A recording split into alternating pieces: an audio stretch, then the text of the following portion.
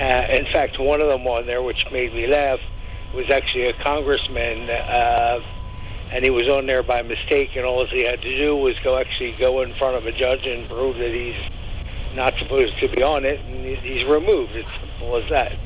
But I believe that there should be no flying, no guns. Absolutely. Thank you. And we are going to go back to the House floor now. And these are the Democrats on the House floor. This is a social media feed. That we all stood together to do so much more than thinking and praying. Yeah. Because we must continue to insist that the House majority give us a vote. Republicans. Or we don't take a break. And if that does not happen, then we need to elect some members of Congress that are going to give us a vote. All right. We'll take the majority. And on the morning of November 9th, when we all wake up after Election Day, the American people will say, you take that vote, because we will be in the majority. We must not relinquish this floor until we get this done. And obviously the Republicans are such cowards that they're not even willing to stay in session to do any of their job, because God forbid they should actually be able to come to the floor and face the American people. Look them in the eye, look those mothers in the eye who have lost their precious babies, and deny them the dignity, telling them that their child didn't die in vain.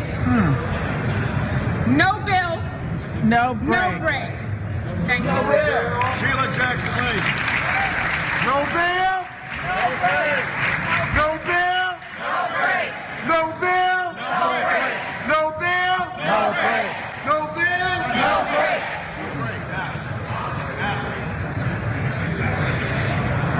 Debbie, is this your phone? As I was reflecting on all of us being on the floor tonight, I had to pause and think that less than 10 days ago, 49 people, John Lewis, lost their lives. Right now, over these days, families are burying their dead. They are crying. They are wondering what their life will be like. They are confused. They're in tumultuous conditions. And one in particular, whose name I would like to call Brenda Lee Marquez McCool, a mother who was out dancing with her beautiful 21-year-old son. Imagine that picture of a mother loving and dancing with her son. Let us think. A mother of 11 children. And when those vicious shots rang out of a man who would have been stopped by no fly, no buy, someone who would have been stopped by the expanded background check, the mother stood in front of that child and sacrificed her life. There is no passion for those who will not join us tonight to give us a vote so that those who mourn, those who are in pain, can have the relief. Let me say this. All these years. Many have come on this floor to talk about their loved ones.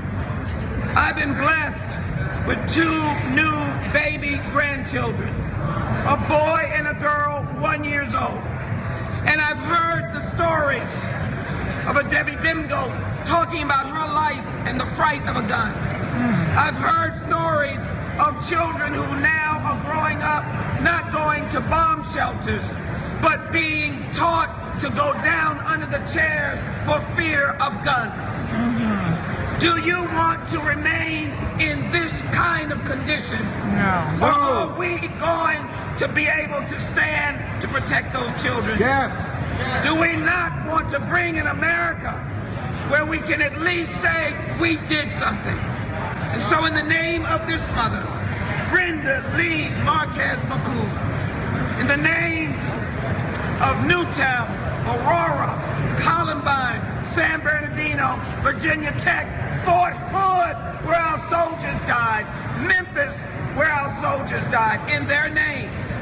I ask you to be able to be not a Democrat or Republican, but to be an American like John Lewis and all of you who marched across the Edmund Pettus Bridge. We walked not as Democrats, we walked as Americans to bring America to our higher angels and to be able to say that we stand in the House for democracy to lift up freedom and justice. Is there anyone going to call and accept this call and to do what is right? Don't leave.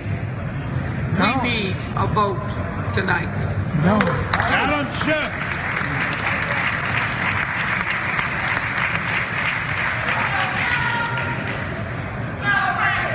My friends,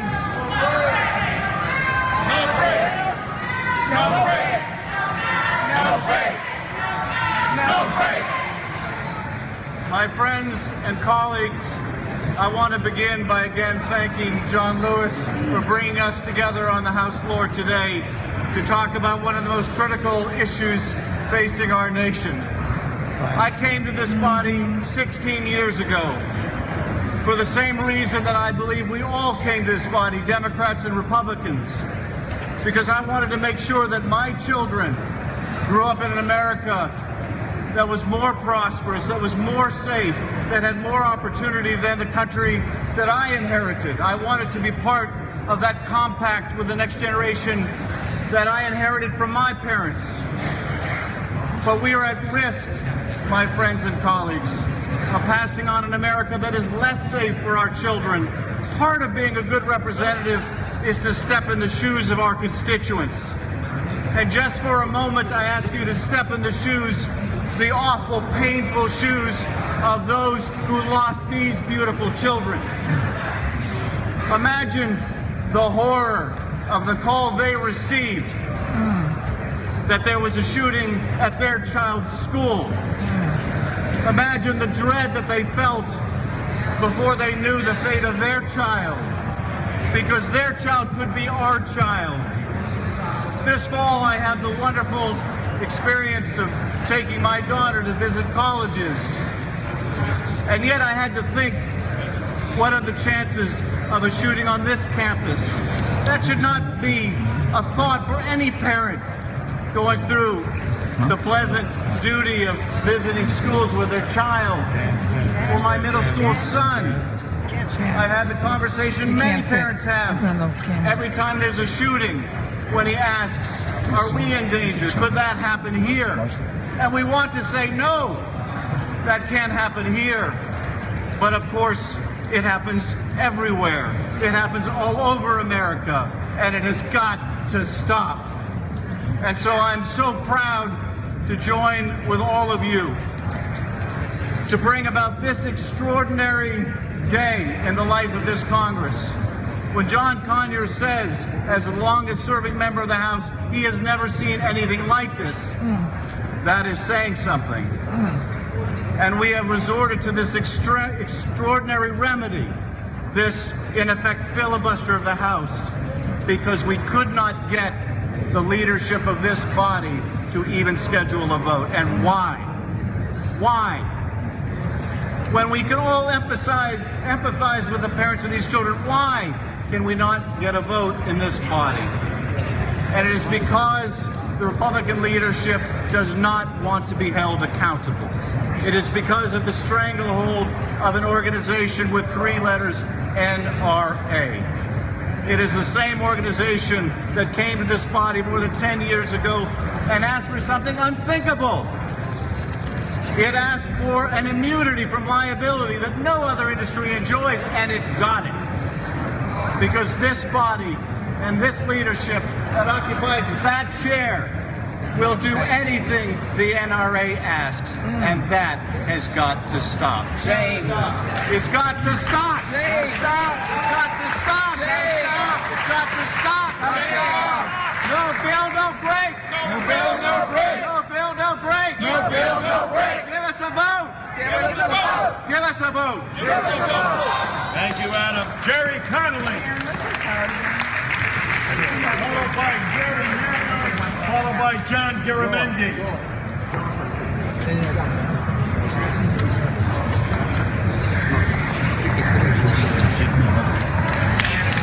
It's a great honor to stand here tonight with an icon of the civil rights movement, John Lewis, who helped get this started tonight.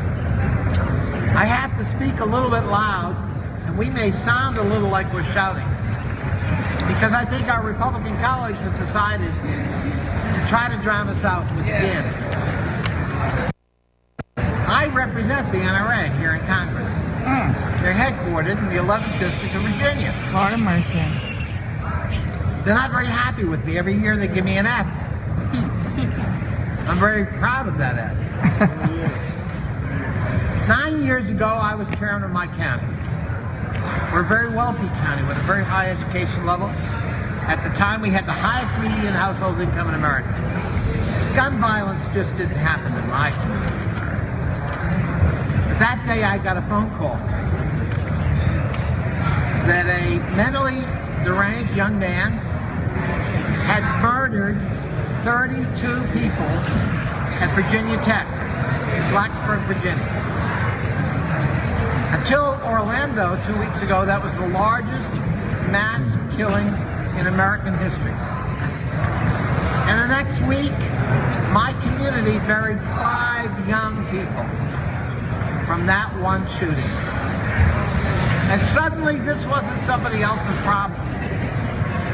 This was a problem that could affect us in our community, like everybody else.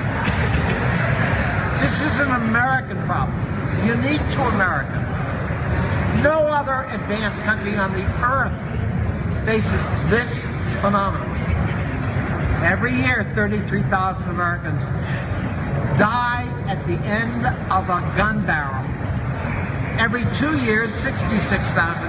That's more than died in the entire Vietnam War. Think about the incredible disruption of the Vietnam War years. It tore this country apart. The very future of our democratic institutions. Jerry Connolly from Virginia. It is no less so with this insidious phenomenon of mass gun violence in America. It must end. We take a sacred oath to protect these United States, to defend the Declaration of Independence and the Constitution, which talk about the inalienable rights to life, liberty, and the pursuit of happiness. A Virginian wrote those words, Thomas Jefferson. But let me tell you something. If you're deprived the first one of those rights, the other two don't matter. Right. Without life, there is no liberty and there is no pursuit of happiness. Right. Right. It's pretty fundamental to being an American, to being a human being. This is not some poster. These are pictures of our babies who died because of gun violence. The madness must stop. Being enthralled to that NRA which I represent must stop. The empty speaker's chair must be filled with somebody who wants to do something about this. And that's what we're here for tonight. It's not a stunt, Mr. Ryan. It's about real lives and real Americans who suffered real tragedies. And we beg you, we urge you, we exhort you to join us in this incredible effort to turn it around and bring it to an end. Thank you. Thank you, Jerry. John Garamendi, followed by David Cicilline. Hey, whenever you're John. John. No bill, no break. No bill, No break. no bill, No break. no bill. No break.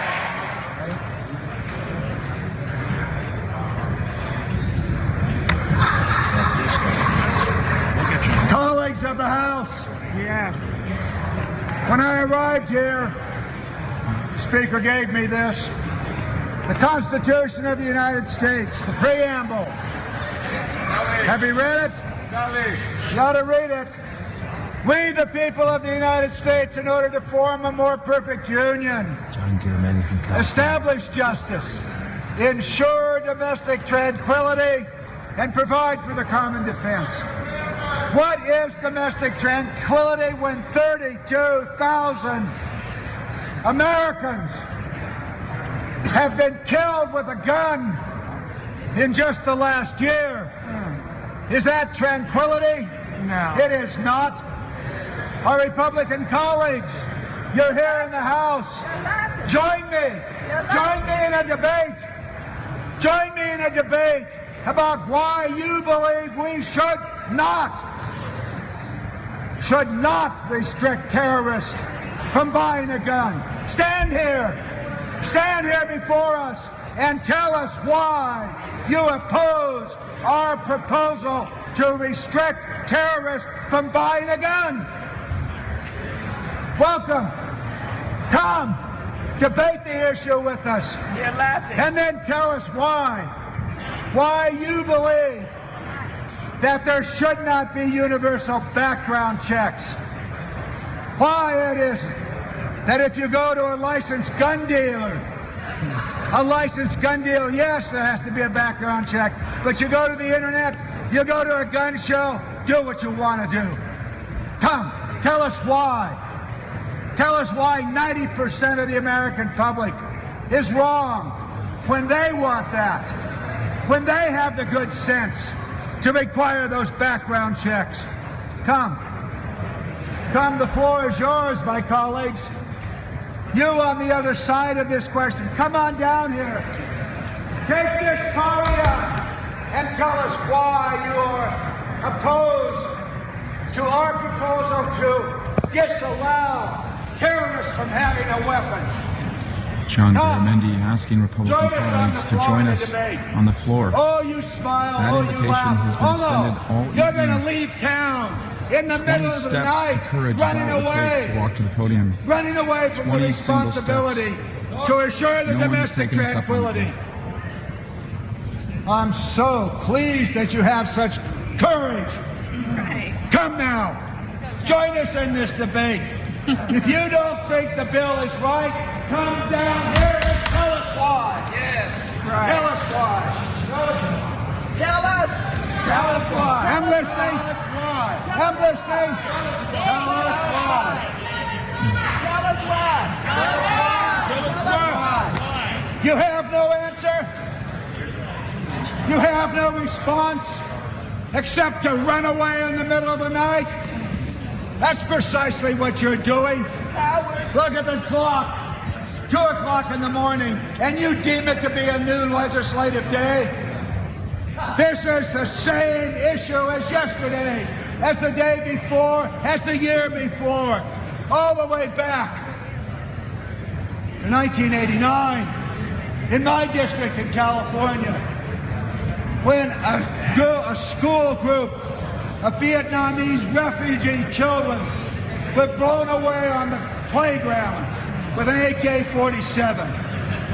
This issue has been with America for years, and we have the responsibility right here in the Constitution to provide for the domestic tranquility. Common gun sense laws, we put them on the books. Mike Thompson put together a committee, brought in the Republicans. The no buy, no fly, it didn't come from clear air. It came from the work of a bipartisan group of legislators here. The universal background check, it's not dreamed up by Democrats. It was a group of our colleagues, Democrats and Republicans, that said that loophole needs to be closed. Gentlemen and ladies of the majority party, are we wrong? Seats on the Republican side. Are we wrong? Then come down here and tell us why and what your solution might be. Welcome. The podium is yours. What is your solution? Do nothing? Run away in the middle of the night? Such courage. Yes, the American public will be disappointed. Yes, they will. The American public will be disappointed that this Congress, led by Speaker Ryan, has refused to take up the issue of gun safety. Not one vote on the floor, not one vote in a whole committee on a bill that's been proposed, that's been there for more than a year. Such courage. Such courage. Wow. Is there not one of you that would join us in a debate? Is there not one of you that would defend your position only to run away in the middle of the night? Shame. Shame. Wow. Shame. Wow. Jerry Nadler from New York. Shame. Janice, you're giving the amens. Thank you. Amen.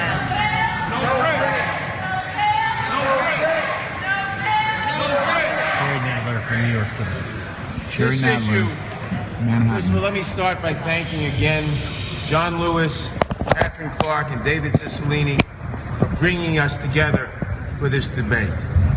This debate is not a new debate. It's not a debate. Some of us have been involved in it for a long time. I briefly chaired a subcommittee on gun control in the New York State Assembly in 1979. Wow. Not much has changed. We were then the capital of gun violence. We are still. No other country in the world, other than those involved in active wars, have gun deaths more than 3 digits. 132, 75. We have 33,000 a year. We're told this is because of insanity, because we have a lot of mentally ill people. We don't have thousands of times mentally ill people in this other country. That's right. Now we know what we have to do. Yes. I spoke on the floor about 14 hours ago, and I didn't anticipate speaking again. And I've listened all day to emotional appeals, to factual appeals, and they're very effective. But I heard the fact, or I conclude, I should say, we're not going to get done. Not as long as the politics are as they are, not as long as the Republican Party's in the majority and is enthralled to the NRA. We're not going to pass, unfortunately, an assault weapons ban. We're going to continue letting anybody have access to military weapons designed to kill as many people as possible. That's a political reality. We're not going to change. We're not going to change the clips and prohibit large capacity clips. But we can do 2 minor things. Yes. And all we're asking is 2 very minor things. No fly, no buy. Right. No fly, no buy. And the background checks loopholes. Right. No fly, no buy. I came to the floor again because I heard the Speaker of the House spout nonsense a few hours ago. What did he say? He said 2 things. He said that this was a political stunt. It is not a political stunt. It's the only way we know how to bring this attention, to bring this subject up in a way that might force some action. Secondly, he said, we're not going to do no fly, no buy, because we have to worry about the due process rights of people we will deprive of the right to have guns. Well, I am very concerned with due process rights. I'm one of the most concerned people. I opposed the Patriot Act because I was worried about due process rights. I proposed to restrict national security letters because I was worried about due process rights. Along with Bob Goodlatte and Sensenbrenner and John Conyers, we wrote the the Surveillance Reform Act because of due process rights. But that's not real here. What you're really saying, what the Republicans are saying, what the Speaker was saying, is that, okay, you can be adjudged a dangerous person, so dangerous that we won't let you get on an airplane. But because of due process rights, because of concern over due process, we can't deprive you of the ability to buy a gun. But what about your due process rights to get on the airplane? Right. Isn't it a burden on someone to say he can't fly anywhere? Right. Of course it is. Do we impose that burden without adequate due process? Maybe. I don't think so, but maybe.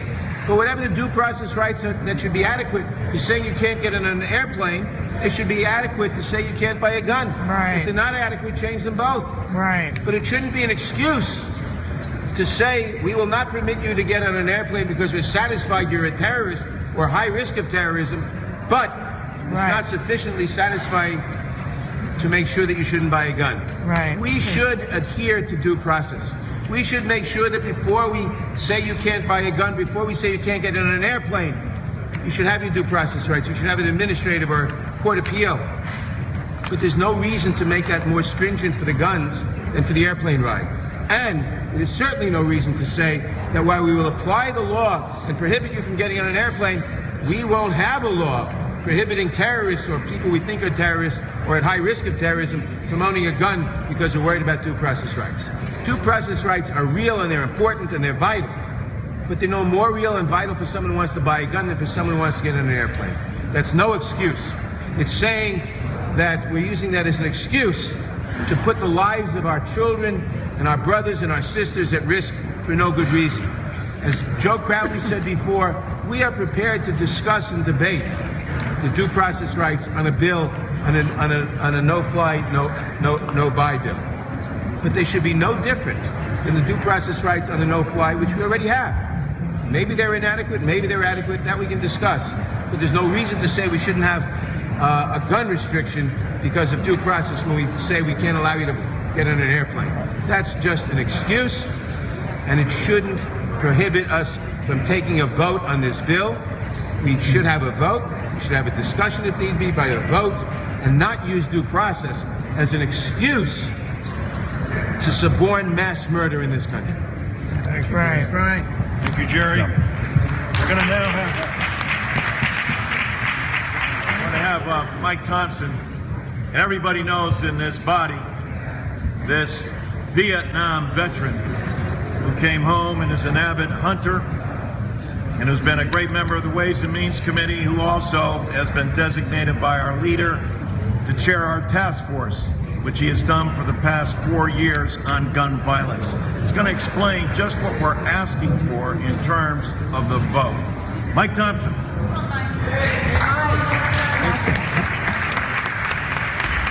Thank you, John.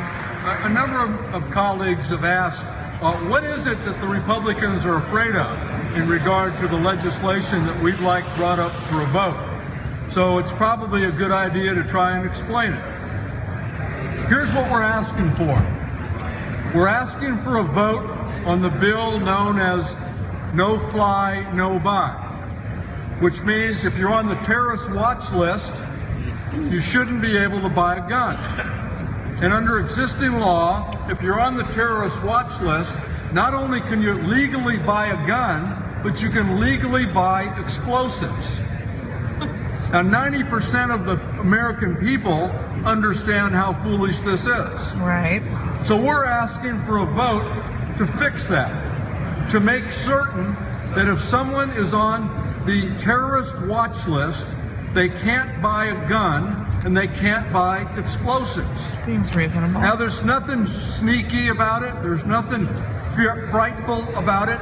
As a matter of fact, it's a Republican bill.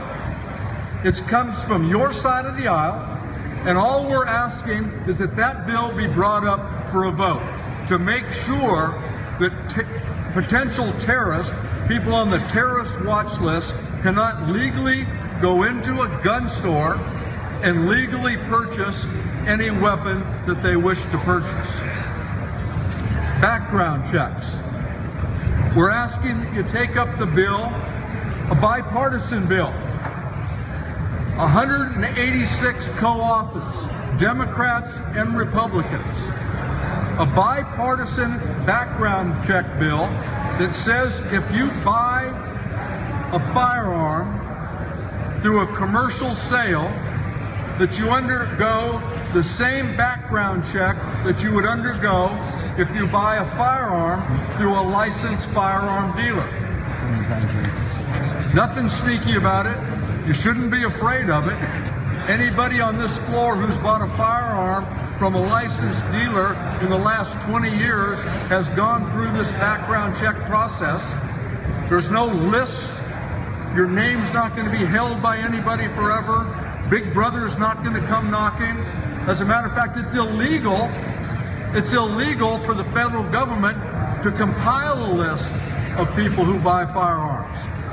And the bipartisan bill we're asking you to vote for, to bring up for a vote, to give us an opportunity to vote on, further strengthens that language. It makes it a 15-year felony if those names are inappropriately put on any type of list, inappropriately cared for. That was something that the NRA asked for when we wrote that bill.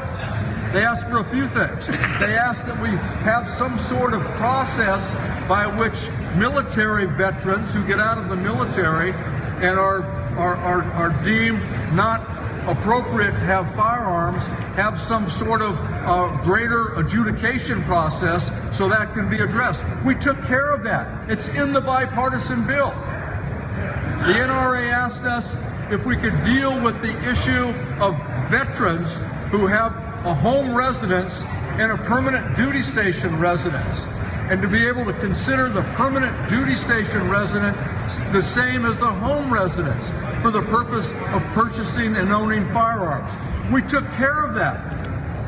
We strengthened states' ability to get information into the NICS system. So when we do background checks, we have all the data available so they can be accurate. All we're trying to do is make sure that people who shouldn't have firearms, criminals, the dangerously mentally ill, terrorists, domestic abusers, we're trying to make it tougher for them to get firearms. And by passing the bipartisan background check bill, we do that. It provides a first line of defense in an attempt to keep the people that all of us represent safe. Will it catch everybody? No. And we know that. But it will go a great distance further than we are now. And those are two bills that should be brought up for a vote. Straightforward, 85 to 90% of the American people support it. 186 co-authors of the background check bill, Democrats and Republicans, bring it up for a vote. And as we've said a number of times tonight, if the Republican Party, the Republican colleagues in this House, don't like the proposals that we're offering, let us hear what you have to offer. Sit down and work with us.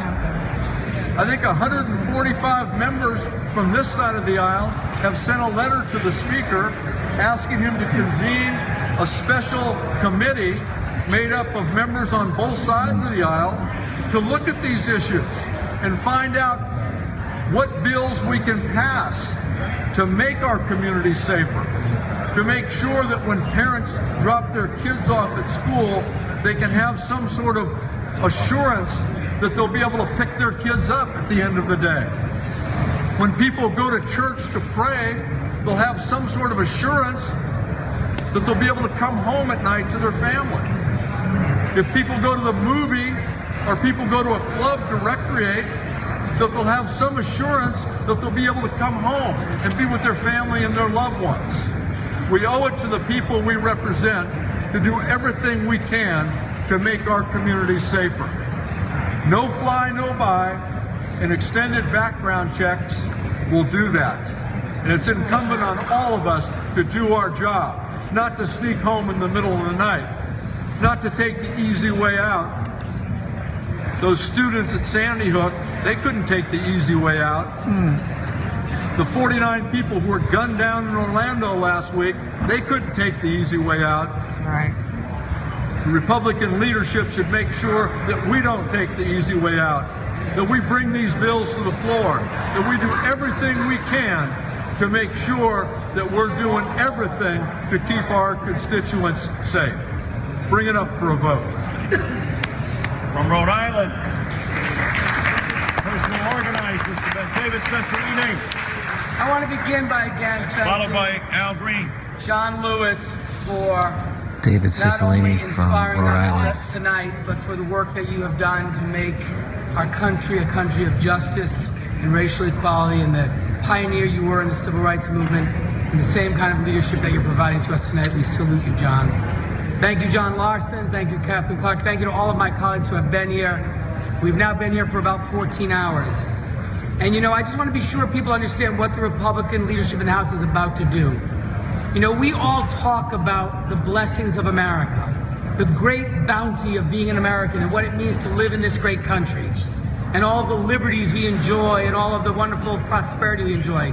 But none of that is real if we can't keep people alive. And if we don't deal with this issue of the epidemic of gun violence in this country, all of those promises of America are in vain. We have Aurora, San Bernardino, Umpqua County, Sandy Hook, Orlando, Virginia Tech, and on it goes. And tonight, all of our colleagues have shared with us very poignant stories about what the experience has been in their communities of gun violence. These are real people whose lives were taken and whose families were destroyed by gun violence. And we've had a discussion about what can we do about this. The American people are watching this and saying, why isn't Congress doing anything to stem this epidemic in our country? And we've had a real discussion about two easy answers: universal background checks and keeping guns out of the hands of terrorists. Terrorists, by the way, about 2,000 between 2004 and 2014 who have bought guns, who have guns, people on the terrorist watch list. That's the single greatest cause of terrorist violence is firearms. And so people are wondering, and so we've tried to have a discussion about these sensible ideas. And you know what's about to happen? We're not going to have a discussion about it. As a result of a procedural maneuver, the Republicans are going to adjourn right now at 2:30 or 3 o'clock in the morning while the American people sleep. And they're going to wake up and they're going to realize the Republicans have not allowed us to do anything about this epidemic. And they're going to be back home safely with their constituents. We cannot allow that to happen. Something is wrong in a country when ducks have more protections from guns than human beings, as Rick Larson told us. There's something wrong in this country when there are 4 licensed gun dealers for every McDonald's. There's something wrong in this country when you can buy an assault weapon and unlimited ammunition faster than you can get your oil change or have a pizza delivered to your house. And there's something wrong in this country when a suspected terrorist can't get on an airplane but can buy as many guns as he wants. And there's something wrong in this country when people have to fear when they go to school or church or a movie theater or a nightclub. We are better than this. We owe it to the American people, we owe it to the families who have been impacted by this violence to do something.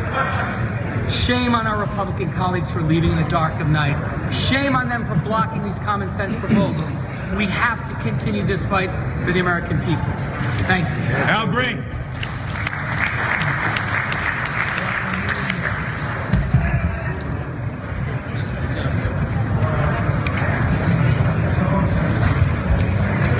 I am Al Green,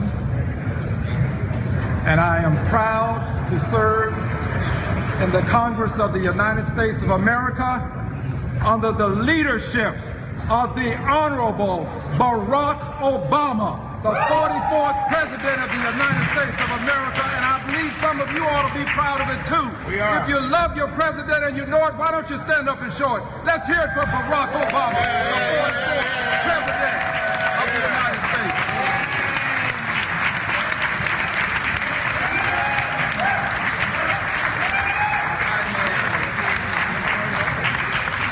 Bring him up for a good reason.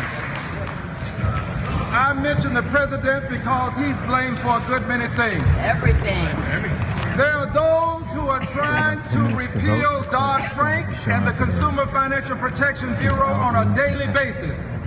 We've taken over 50 votes to repeal what's known as Obamacare, the Affordable Care Act. If we can take 50 votes to repeal the Affordable Care Act, we can take a vote to end assault weapons in this country. We can do it. There are those who claim that this is all about terrorism. To them I say, you could not be further from the truth. This is not about terrorism because it's about more than the high-profile cases that get all of the publicity. That's right. It's about these kids who are killing each other in Chicago every night, and they're not terrorists. They're gang members. It's about kids in Houston, Texas, who get killed in drive-bys, who are innocent, who have nothing to do with the fight that's going on between parties who are confronting each other. Yes. That's not about terrorism. So the question becomes, why are you so persistent and so insistent on this being about terrorism? It's because of Barack Obama. You want this country to believe that every act of violence is about terrorism, so that this country will get all whipped up, so that this president will get us into another war that we don't want to send our young boys and girls into. That's what this is all about. You know that this is not about terrorism.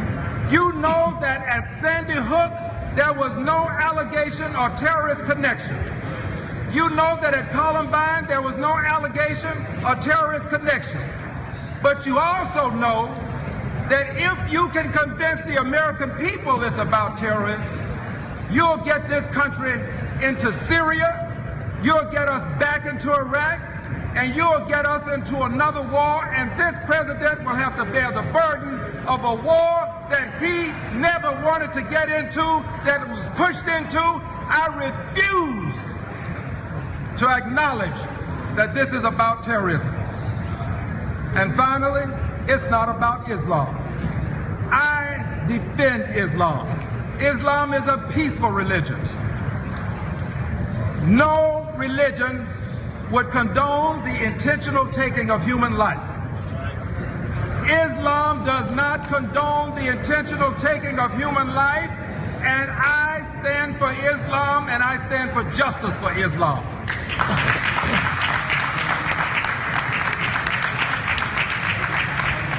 This is also about hate crimes. Those who would deny that what happened in Orlando, Florida was about hate crime are perpetrating a lie. This is about a hate crime that took place against the LGBTQ community. I don't care what his mindset was in terms of how he connected with some other people. He went there to hurt people of a certain belief, a certain orientation, and he did it with malice aforethought. It was about hurting the LGBTQ community. I am an ally of the LGBTQ community, and I will stand with that community. I will stand against those who would in some way contend that that community is not under assault, because it is. Yes, it is. So tonight, I'm grateful that you have given me the opportunity to speak, John. To be very honest with you, you took longer than I thought you should. But I am grateful you gave me the opportunity. Everybody's thought I took longer. Well, only in my case it was the truth. So I want to leave you with this, my dear brothers and sisters. Do not allow us to become the tools of those who would perpetrate hate to the extent that they can generate another war. I refuse to go to war. I stand with this president, and I believe that if we stay here on this floor, they will have to come back, even though they leave in the dark of night, but they'll come back to people who are prepared to stand and fight. I refuse to leave the floor. Thank you. Dan Kilding, followed by Jared Huffman. I'll be quick, because I'm losing my voice. I'm here for this young man.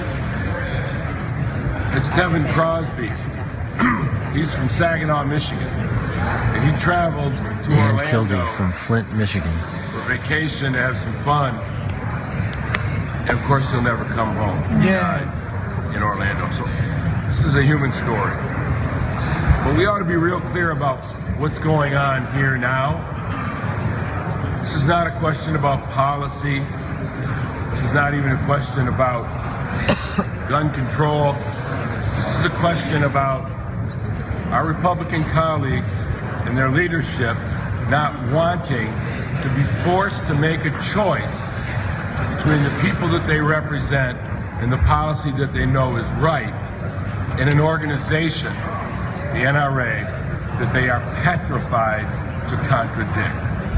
That's what this is about. It's pretty simple, because 90% of the American people are with us on the policy, and they know it. So they don't want to be forced to make a choice because they don't want to offend an organization that will spend millions of dollars to take the seat that they occupy away from them.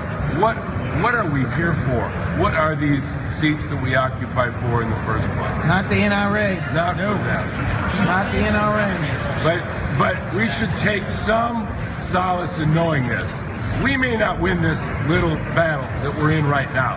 We may not win it right here, right now. In other words, there may not be a vote on this House on the legislation that we're trying to pass. But it's not up to us.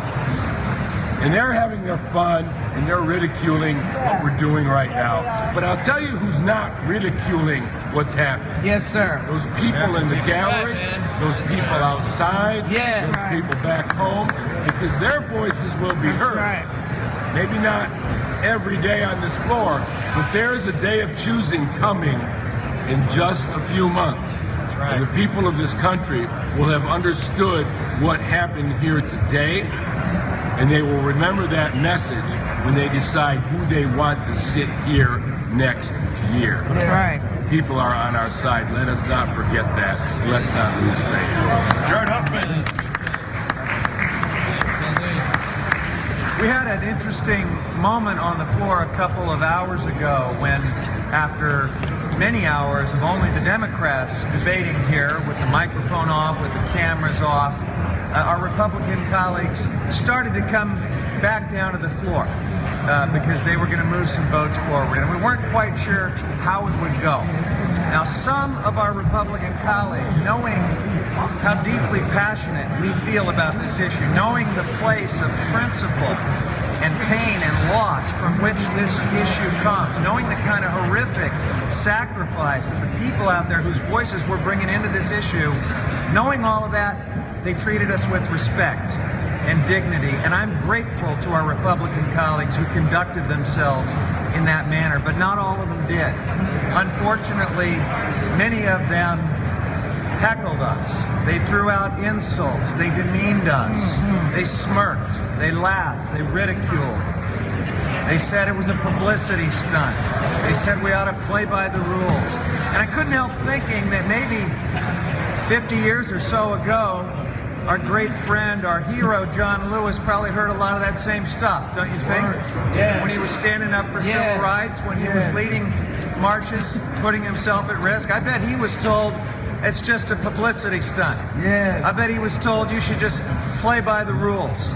Right. I'm sure he heard all of that. Those people were wrong in the 1960s, and those who have said those type of things, and conducted themselves that way here on this floor in this debate are wrong as well.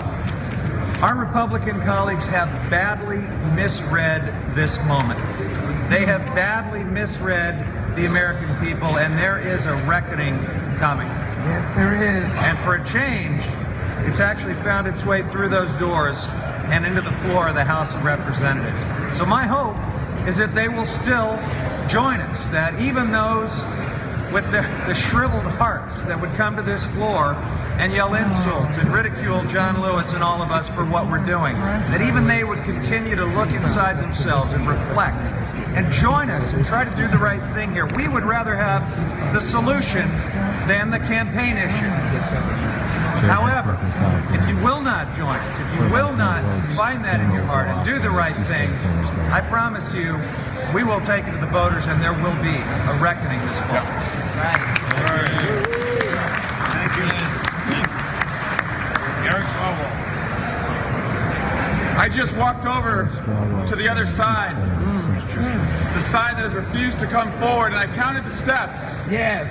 It's 20 steps to courage, 20 steps to that podium to come forward and give the gun violence victims a vote. Yes.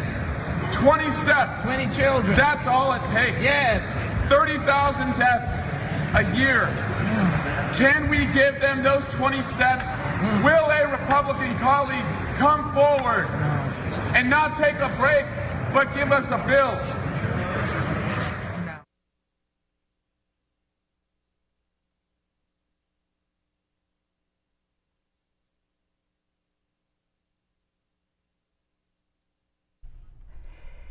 It appears we've lost the transmission of the House Democrats sit-in as the House is gaveling in for a new legislative day. Live coverage on C-SPAN.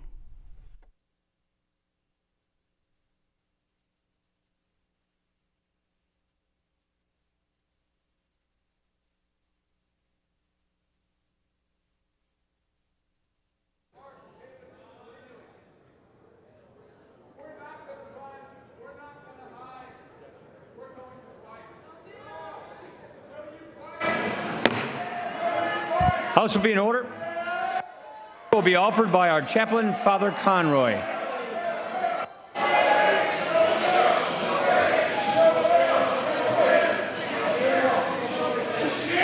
Let us pray.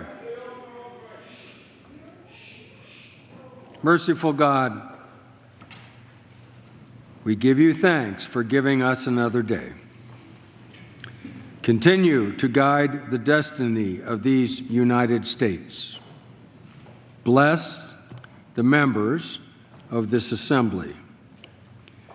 Grant that all their deliberations give rise to understanding and that amity prevail in the people's house.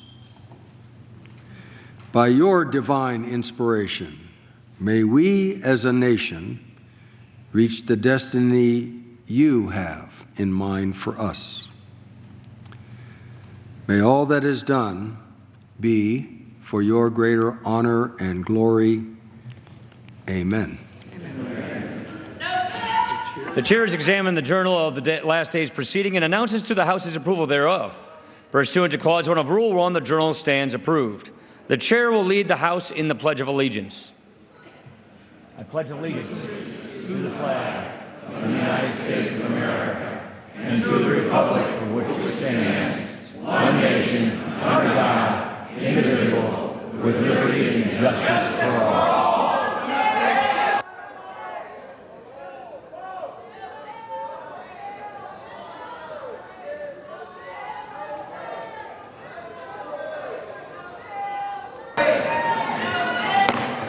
For what purpose does the gentleman from Texas seek recognition? Mr. Speaker, by the direction on the Committee on Rules, I call up House Resolution 797 and ask for its immediate consideration. The clerk will report the resolution.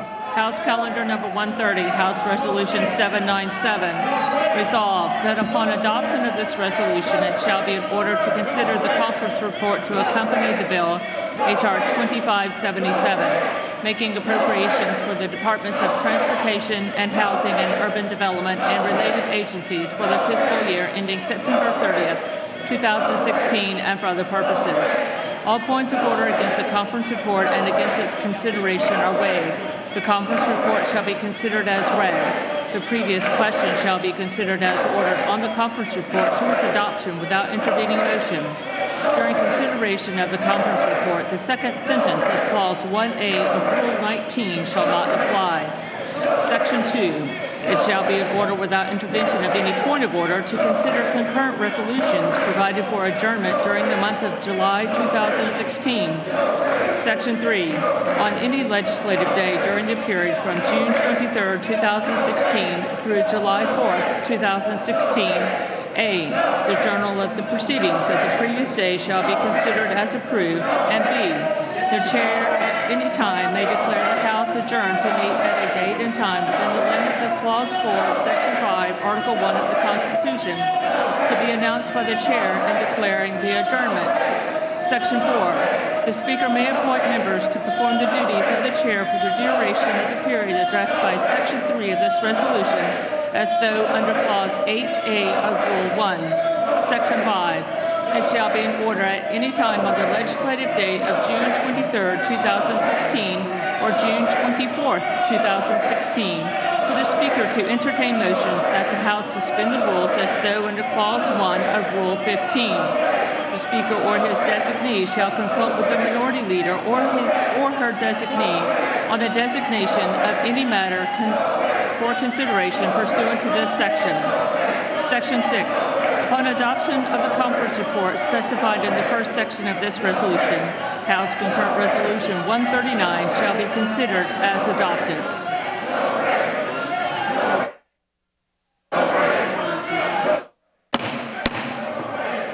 House will be in order.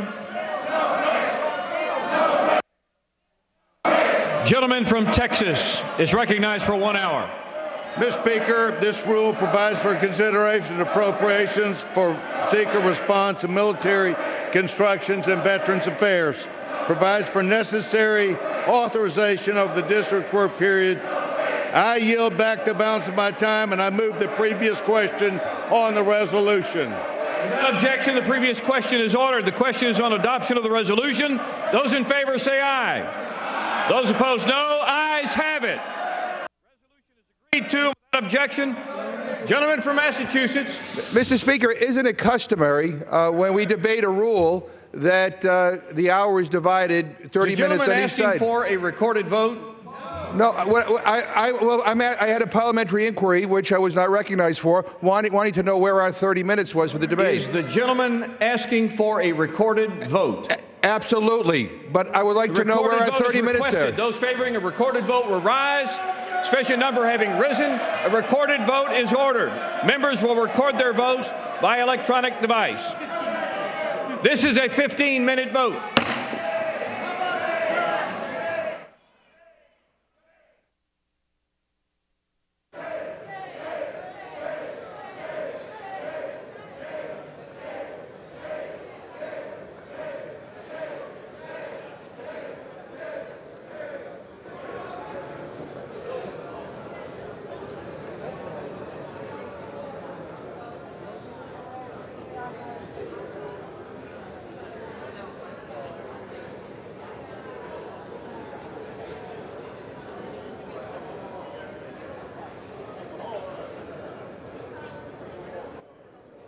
While the House takes a vote, we'll show you a rally from earlier today with Minority Leader Nancy Pelosi as the House Democrats began their sit-in to demand a vote on gun control legislation.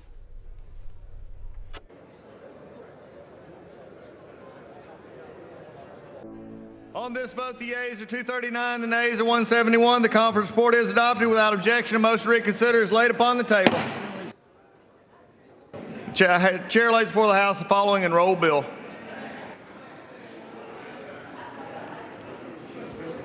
H.R. 3209, an act to amend the Internal Revenue Code of 1986 to permit the disclosure of certain tax return information for the purpose of missing or exploited children investigations. The chair lays before the House the following personal request. Leave of absence requested for Mr. Clausen of Florida for today, Ms. Jackson Lee of Texas for Tuesday, June 21st, and Mr. Marino of Pennsylvania for today and the balance of the week. Without objection, the requests are granted.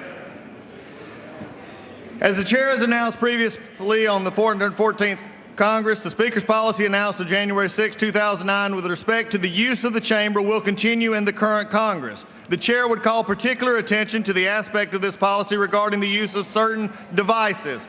Because outside coverage of the chamber is limited to floor proceedings and is allowed only by accredited journalists, when the chamber is on static display, no audio or video recording or transmitting devices are allowed.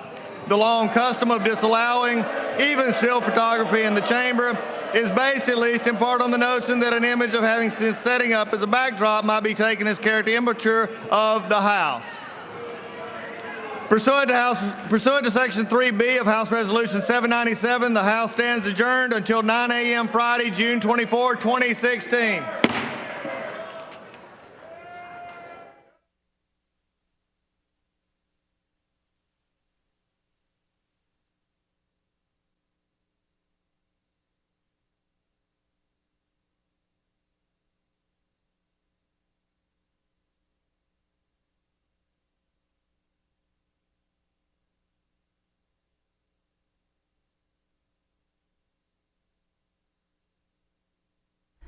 The House has adjourned for the day, and we are going to take you back to a live broadcast from the House Democrats who are holding a sit-in to demand a vote on gun control legislation.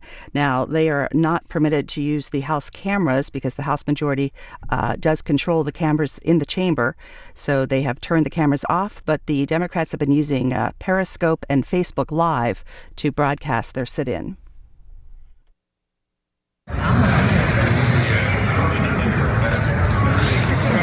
Republicans just tried to shut us off, but they can't shut down our voices. We're going to keep the pirated Periscope going.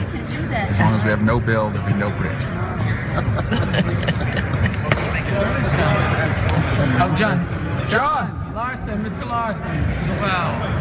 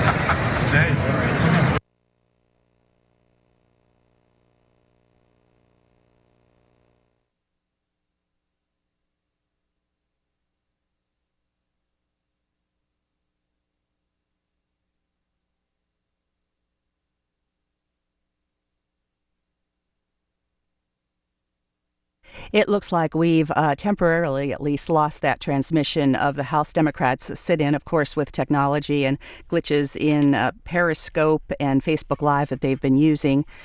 We expect some of these problems. So right now, we're going to take you to Representative John Lewis, who's talking about the Democratic sit-in as they demand a vote on gun control legislation. This is from earlier today. Congressman John Lewis, when did you start to plan this sit-in? The past 2 or 3 days, we thought about it and we made a decision that we should do something out of the ordinary. Most of the members didn't even know about only a handful of us. We never said anything to our leadership, but we felt that it was time for us to do something. And it had to be dramatic, had to be out of the ordinary. And we acted. It's been going on now, what, 6-7 hours? How's it going? It is going very, very well. We've heard some unbelievable statements and speeches from our colleague. They're doing it with a great sense of dignity. It's in keeping with the philosophy and the discipline of nonviolence. I never thought, when I came to Congress and been here for almost 30 years, to see members occupying the well of the House.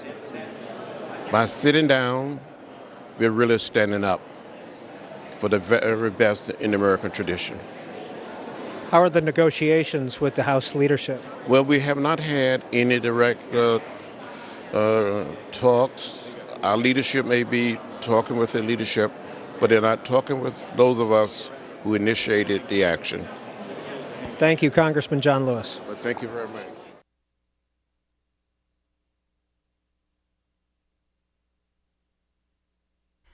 The Democrats began their sit-in around 11:35 a.m. on Wednesday morning, and we're going to show you now some of what occurred earlier today.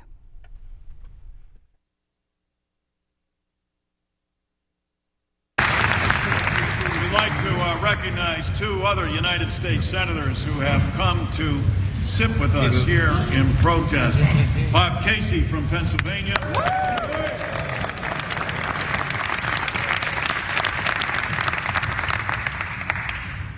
And the person Donald Trump loves most to be chatting it up with, Elizabeth Warren.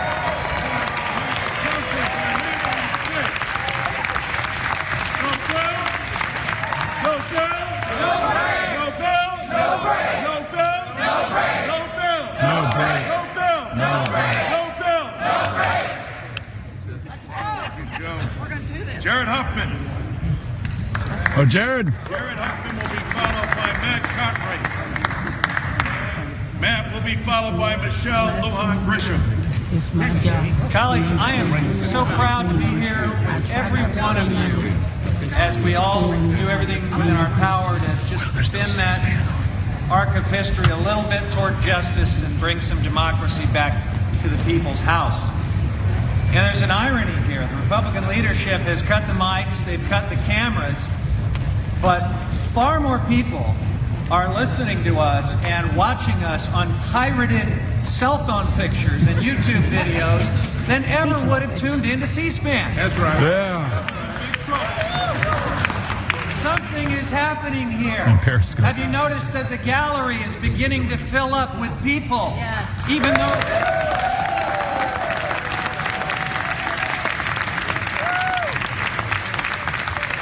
our Republican colleagues tried to block visitors from being in that very gallery. So the fact is, they can cut off the mics, they can cut off the cameras, they will not silence our voice, because today, at this moment, on this issue, our voice is the voice of the American people, and it will not be silenced. You know, they say that great speeches aren't given on the House floor anymore. And I've been here 4 years, and I can't think of a lot of great speeches that I've heard until today. In a House where some of the icons of American history served and rose and gave great speeches: John Quincy Adams, Abraham Lincoln, John F. Kennedy, John Dingell, John Lewis. Today, I heard amazing speeches from so many of my colleagues, and I know we're going to hear more. Unscripted, completely authentic. Something is happening here, and I'm proud to be a part of it. So, Speaker Ryan, come out of your office. Come and talk to us. Listen to the voice of the American people. Get out of that right-wing echo chamber of special interests and unhinged ideologues, and listen to the voice of the American people. If we don't have a bill, if we don't have a vote, we will not have a break.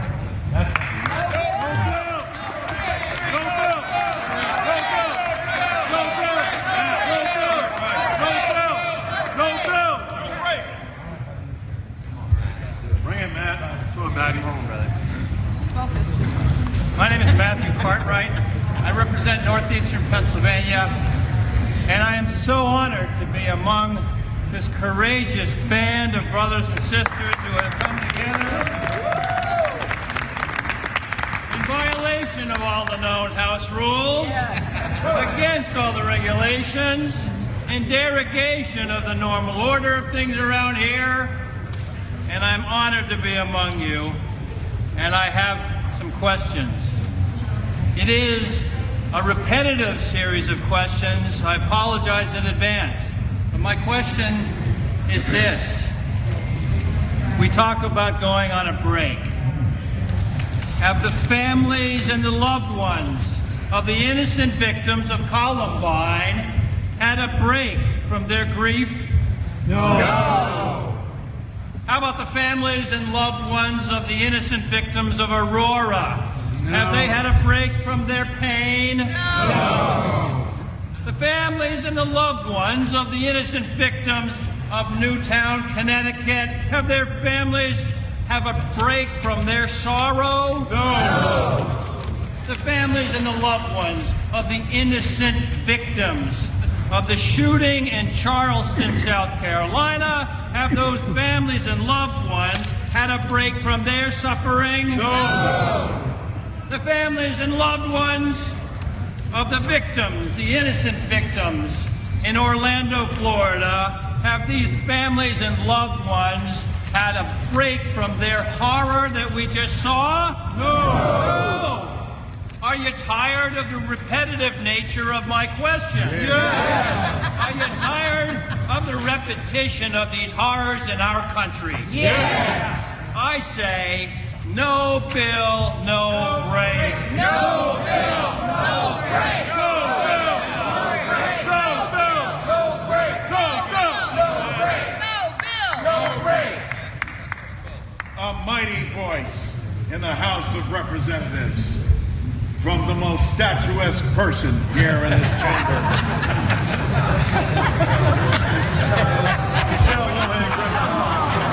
Come on, Michelle. All right, we're just going to take advantage of that momentum. I'm standing tall today.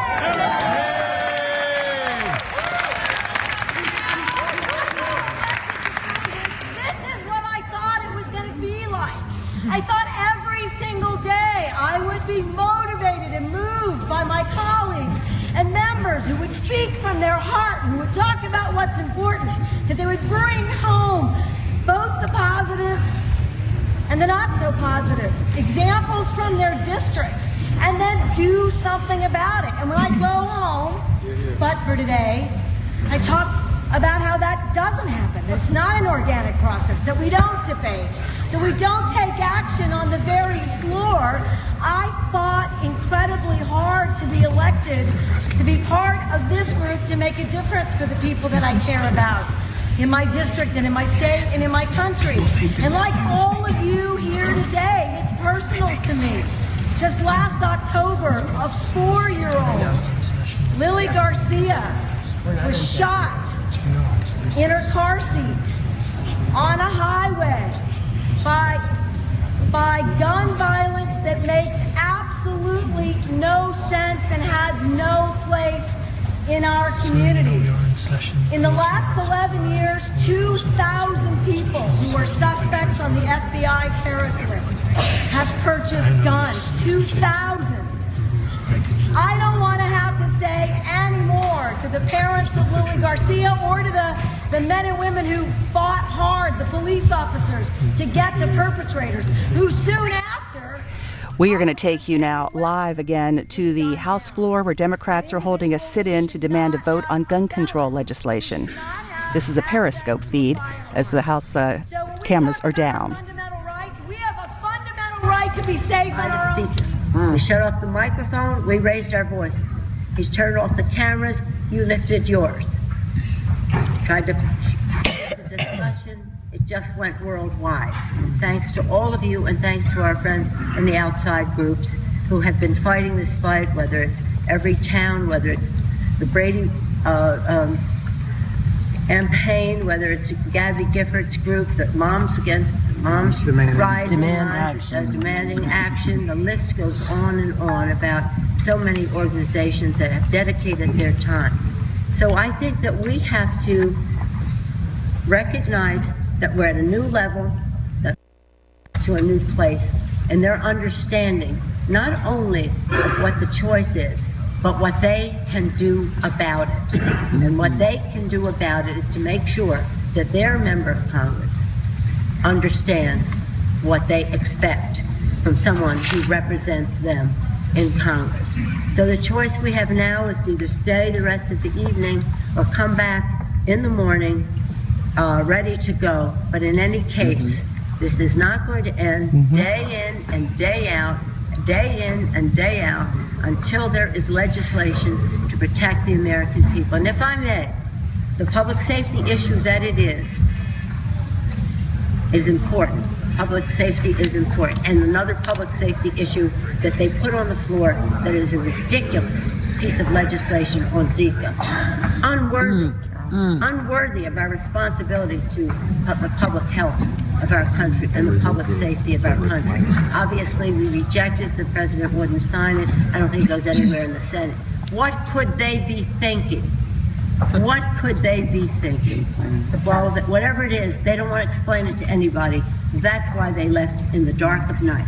They came in Tuesday, they left Wednesday night until after the 4th of July, with all of this work undone. The contrast in just what we believe and the contrast in how we honor our responsibilities to the American people could not be clearer. But we're not here to make that contrast unless it results in a vote and a passing of a bill. So we pray, and we have to be very prayerful about this because we're on sacred ground in terms of the people who have been affected by this and the solemnity of it all. So tomorrow, in that spirit, we'll begin with the letter from the Birmingham jail. Mr.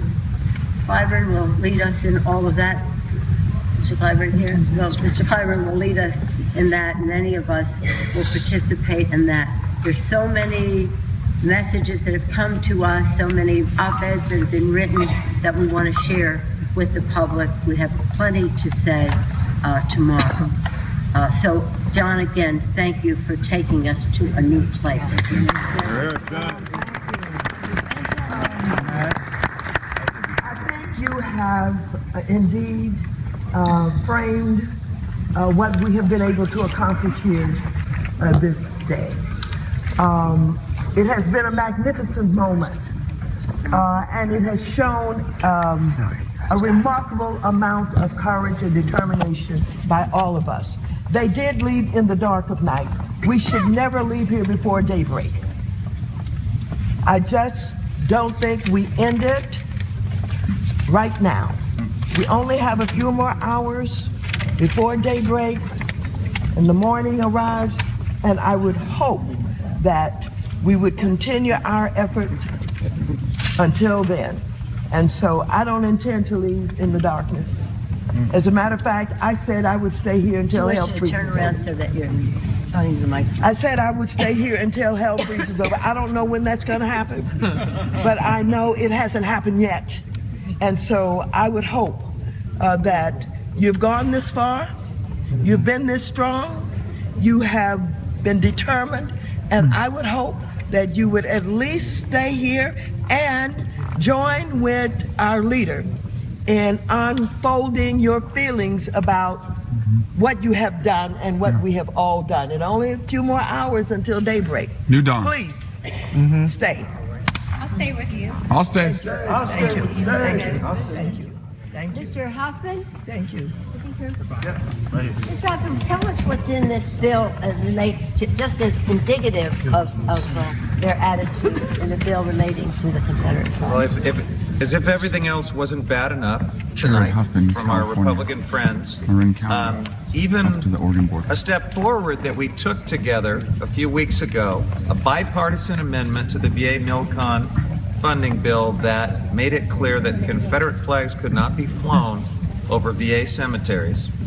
That was stripped out in the conference report that is now moving forward. So as soon as things go back out of the light, out of the public eye, the bad stuff starts happening again under current management. Just to remind that even Robert E. Lee did not want that flag flown at his funeral, is my understanding. And yet, here we are all these years later. It's amazing. That's why they didn't want to have debate. They didn't want to see an unfolding of what is in there. They rather mischaracterize it the way they do. But again, taking us back to the subject that brings us together, the safety of the American people in terms of guns. Who would like to lead the way for our evening discussions?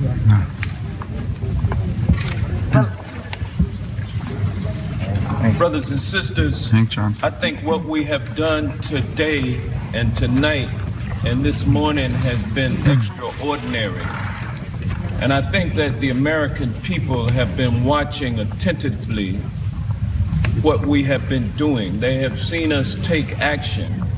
They have seen us stand up, sit down, and stand for something. And it's standing for something that they believe in, and that is common sense, gun reform, and gun safety. They want us to pass legislation which can start the process of stopping the violence. And it's not going to end anytime soon. It may not end within any of our lifetimes, but when do we start that process? We gotta start it somewhere for these little children, these little, infants who are being born right now. They deserve to live a long and peaceful life. They deserve to live without having to be in fear of being deprived of their lives by gun violence, be it intentional, be it by accident. Sherry Bustos, Illinois, she's staying. Amy Custer, New Hampshire. Whatever. She's staying. I mean, when will we stop Our sound and the film tech, proliferation of these weapons of mass destruction perpetrated on the people of this country? When will we stop it? You know, when we stop it, we still have a lot of stuff that's already in the marketplace, and we won't be able to take it away from people. So it'll be there, but at least we will staunch the flow of these weapons of mass destruction. If we don't do it, then it'll never be done. It's kind of like global warming. You know, you can look at it and say, well, it's a lost cause, but the American people don't look at it like that, and we certainly shouldn't look at it like that. We get jilted up here in Washington, D.C., doing our business. We know how hard it is. We lose our ideological purity. And then we start thinking that, hey, well, what does it really matter? And then we just go through the motions. But these American people were watching us do something that was ideologically pure tonight. They were looking at us doing something that, I mean, we were making the impossible possible. And that's telling people that, hey, we're standing with them. That's going to help us, ladies and gentlemen. And we didn't do it for that purpose. We didn't do it for that purpose. We did it for the right purpose. But the fact that we have stood up, sat down, and stood for something is going to, it encourages, I feel greatly encouraged. It encourages us. It certainly encouraged the people. I went out and talked with the people who were outside gathered, and they were pumped up out there. They were really excited about what we were doing in here. And many of those same people stood, they came and stayed with us until the bitter end. And they clapped for us. They really liked what we were doing, and that should give us a lot of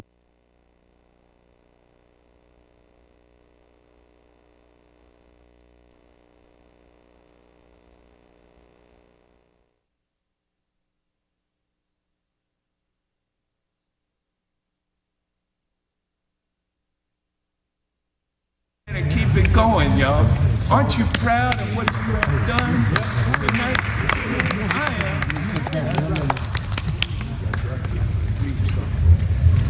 Eddie Perlmutter. So, my name's Ed Perlmutter. I'm from Colorado. We've had three actually, mass shootings. One at Planned Parenthood, one at the Aurora Movie Theater.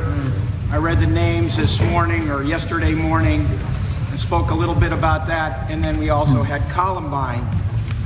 And Pete Visklowski came here and he had the name of somebody and he wasn't sure who that was. And that young man was named Matt Kechter. And Matt Kechter, because these families don't want their kids' lives to have been forgotten.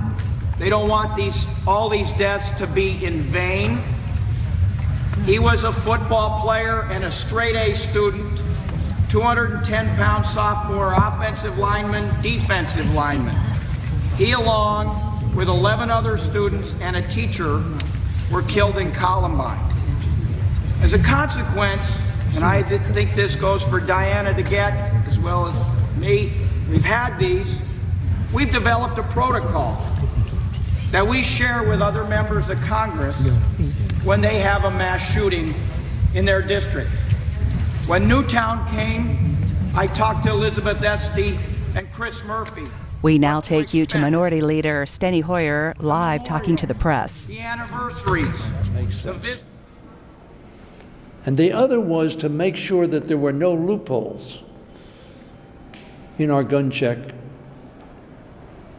legislation, so that everybody would be vetted and that we would give time to vet properly. And if we had done so, neither Roof nor Orlando may have had those guns.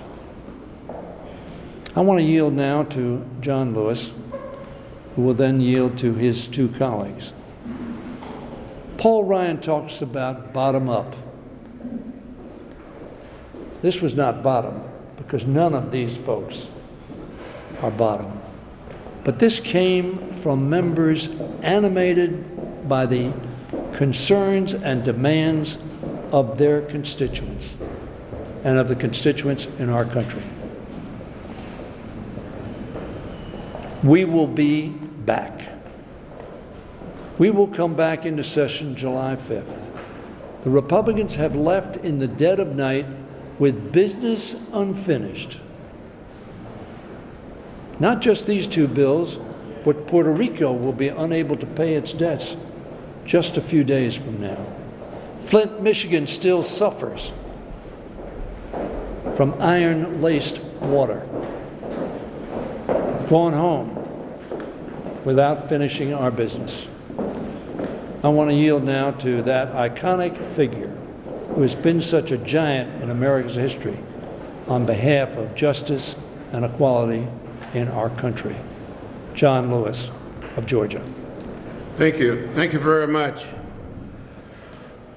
Mr. Hoyer, for your leadership and for your vision, for helping to hold us all together. With these two unbelievable young members who have taught me so much, and I learned so much from the two of you, so come closer. We're like a family. We all live in the same house, the American house.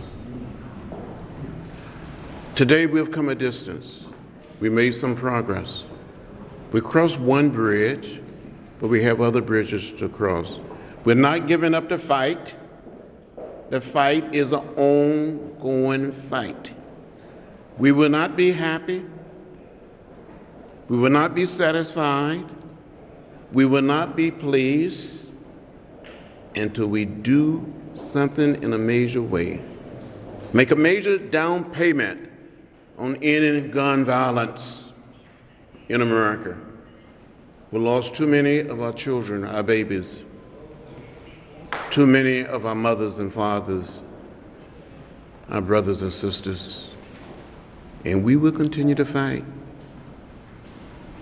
A little more than 50 years ago, I crossed the bridge, not just one time, but it took us 3 times to make it all the way from Selma to Montgomery.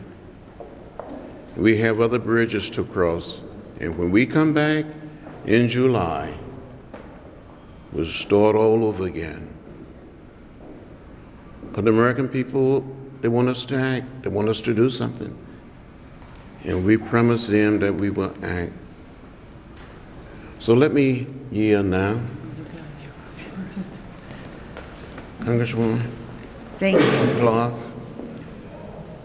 Thank you. Thank you, John Lewis, for always being there for our country, our values, for being the conscience of Congress, and for leading us today. We did not get the vote that we hoped on the 2 common sense bills that can help protect our families, but we did have a victory. We had a victory for democracy, that we stood up to special interests. We stood up and said, let's do our jobs. Let's be responsible. We stood up for the survivors and the victims of gun violence in our country. And in that, we have created, as you said, the seeds for our ultimate goal of getting these common sense bills passed, being a voice for those who too often don't have one in our House of Representatives.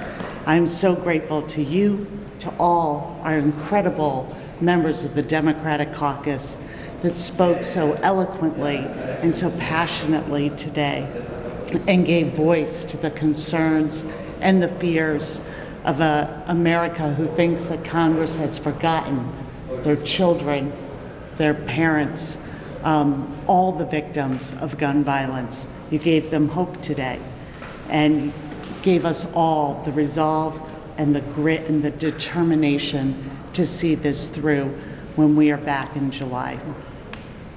David. Just first want to say thank you to John and Catherine and all of the members of the Democratic caucus. John Lewis told us when we began this fight early this morning that this would not be an easy fight. But we were unified as a caucus, not just in our strong support of the two very common sense bills that Mr. Hoyer just described, but in our commitment to continue this fight every single day that we're in session until we see some action. And we had members for the last 15, almost 16 hours share stories about the epidemic of gun violence in this country, about the real names of individuals and the faces of children that have been slaughtered because of gun violence in this country, and calling on our colleagues on the Republican side to take action. Our constituents sent us here to get things done. They cannot believe that we can't get these things done. And we had two very common sense proposals that we spoke about relentlessly for 16 hours in the hope that we would convince our Republican colleagues to do the right thing by the American people. And what did they do? While America was sleeping, they snuck out of Washington in the dark of night and left this business unfinished. We will not rest. We will continue to make this fight until we have a vote on these bills and put into place some responsible gun safety legislation in this country. Thank you. We have Joe Crowley, the Vice Chair of our caucus. Let me just thank you, John, and all my colleagues, Catherine, David, and Steny, who are here.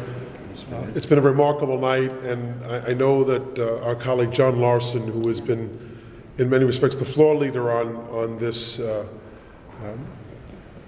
this venture that we took today, is still on the floor. I asked him to come out to speak, but he wanted to stay on the floor as there's still action going on the floor. It has been incredibly moving to be here all day and to hear from my colleagues, to hear extemporaneously as people spoke from the heart about how they feel about this issue, how they feel about the lack of action, no action here in the House of Representatives, out of Congress. What many people in this country think is wrong with Congress was on display, that people can continue to be slaughtered and Congress, the Republican Congress, continues to take no action. They could potentially turn the air off. They could potentially turn the lights off in the chamber. But I will suggest that a fire has been lit across our nation. And people are seeing the Democratic caucus stand up and fight, not just do the regular routine. It's a new day in Washington. It's a new way to fight as well. We're not going to sit back and do nothing anymore and take nothing as an answer. They're already shutting the doors already. So they're already, as we're speaking, they're shutting the doors. They're ending business as usual, so to speak. But it's no longer business as usual here in Washington. We demand that these bills be taken up. We demand that they be taken up as soon as possible. And if my Republican colleagues continue this, they will answer to the American people. And the American people are ready to respond and answer as well. But once again, I just want to thank John Larson, who, as I said, is still on the floor. I don't know if he'll be able to come out here between now and the end, but he's done a great job tonight. Thank you. I want to thank all of these members for the extraordinary effort that they have made. I want to mention one thing more that should not be missed tonight. In many ways, this fight on the floor, the request for these two bills, is about the public safety.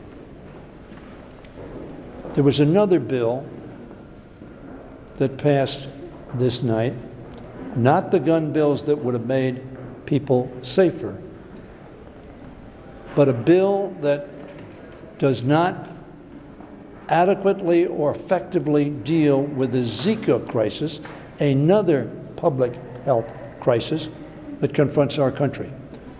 And the Republicans brought to the floor a partisan bill, reported out of the conference committee with only Republican signatories, reported out in an extraordinarily short period of time, 137-page conference report that nobody had the time to read and digest, and are sending it to a Senate that will not pass it.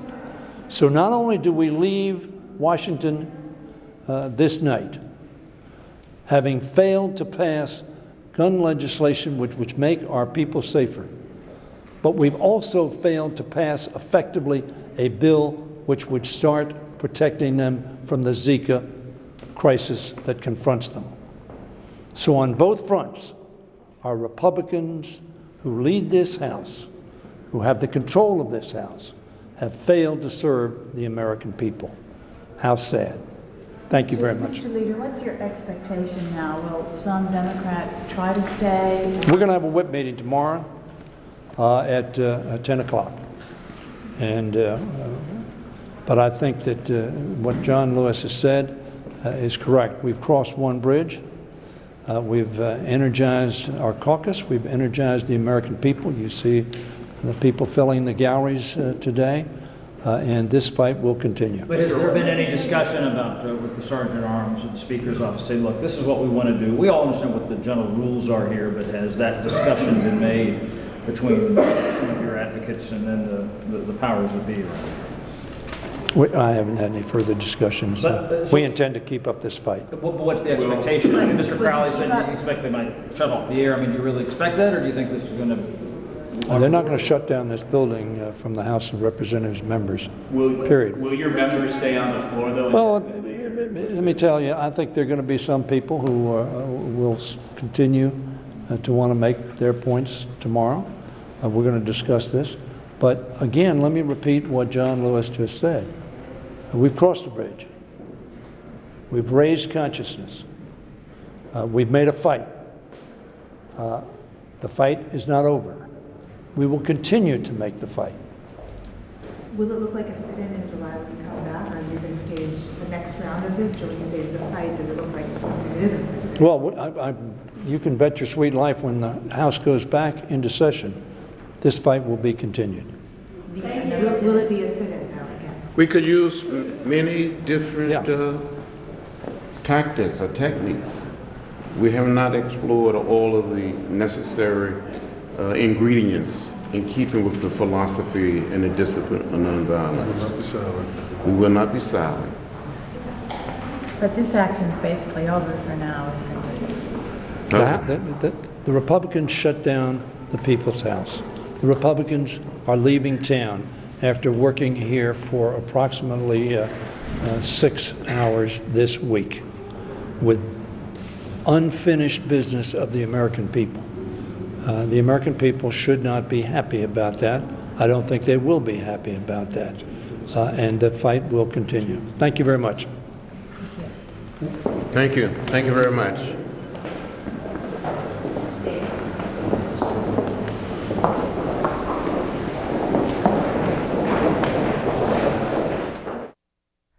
That was Minority Whip Steny Hoyer, along with other House representatives, speaking to the press. We're going to now go back to our live feed from the Democrats' sit-in on the House floor to demand a vote on gun control legislation. House cameras are turned off, but members are using Periscope and Facebook Live to broadcast the sit-in. And he was walking with friends, one of which was my nephew, down the street. Davon was killed. Actually, the two young men who drowned were walking with Davon and my nephew that day. Shamil Pierce. Shamil is 30 years old. She lived in West Oakland and she was killed while shielding her children from gunfire. She was protecting her children and she was killed. Torian Hughes, 17. He's the grandson of a council member, Lynette McElhaney. He was killed in a street robbery. I could go on and on and on. All of you know these stories in your districts very well. So what we have done today, once again, is just the beginning. But I think it's a wake-up call for the NRA and for their supporters, because no more are we going to allow them to run the show. And I'm confident that if we stay the course, if we stay here, if we be vigilant, and if we continue to let the American people know whose side we're on, because we are on their side, we're going to win this. We're going to win this, and we're going to get these weapons of war off of the streets of America. So I just have to, on behalf of my congressional district and my family, just say thank you all for being strong, being bold, and being vigilant and determined that we're going to get these guns out of the hands of those who can't fly yet can buy, and out of the hands of those who should have had background checks and who haven't. And we need to pass those bills right away. We Continuing to hold the floor. Steve told the Israel, world, and I mean the Long world, Island. that we would stay the night, and we intend to keep that promise. And we've talked a lot about one of the most extraordinary and heroic colleagues that we've ever had, Gabby Giffords. Debbie Wasserman Schultz read her letter, and Leader Pelosi read her op-ed. But there was another congresswoman who also showed remarkable courage, and she's left us.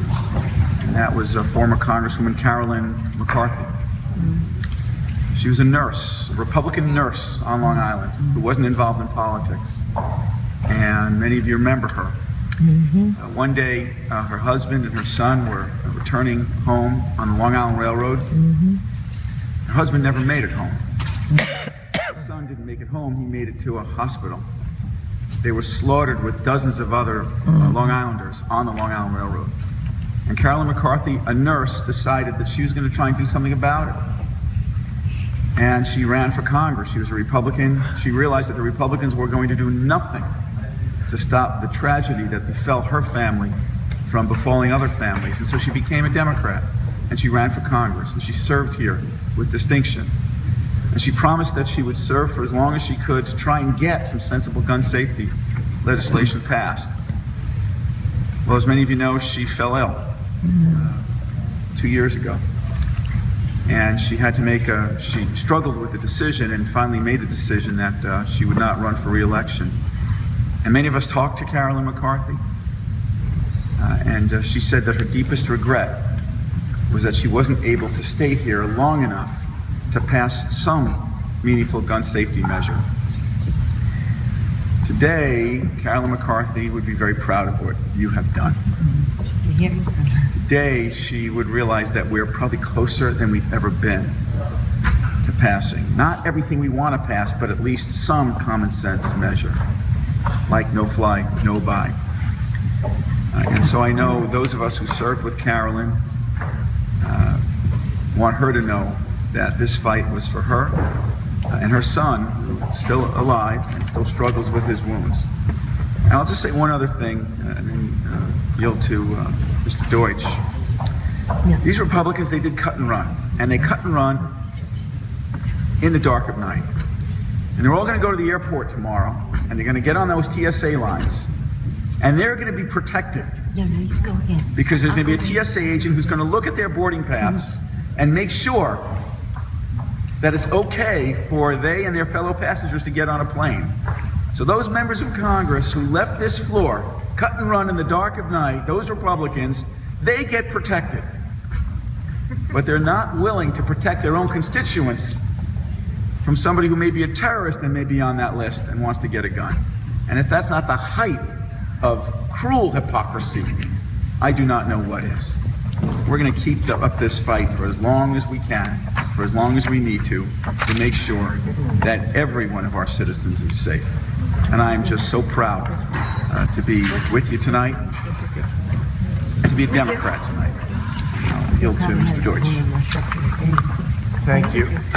My friends, I'm not sure there's anyone here who's ever heard me recite a poem.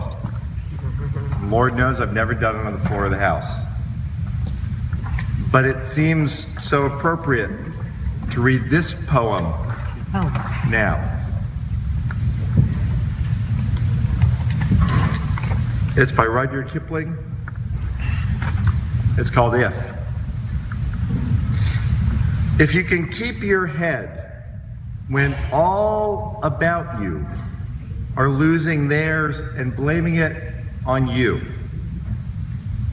If you can trust yourself when all men doubt you, but make allowance for their doubting too. If you can wait and not be tired of waiting, or being lied about, don't deal in lies, or being hated, don't give way to hating, and yet don't look too good nor talk too wise. If you can dream and not make dreams your master, if you can think and not make thoughts your aim, if you can meet with triumph and disaster and treat those two imposters just the same, if you can bear to hear the truth you've spoken, twisted by knaves to make a trap for fools, or watch the things you gave your life to broken and stoop and build them up with worn out tools. One heap of all your winnings and risk it on one turn of pitch and toss, and lose and start again at your beginnings, and never breathe a word about your heart and nerve and sinew to serve your turn long after they are gone. And so hold on when there is nothing in you except the will which says to them, hold on.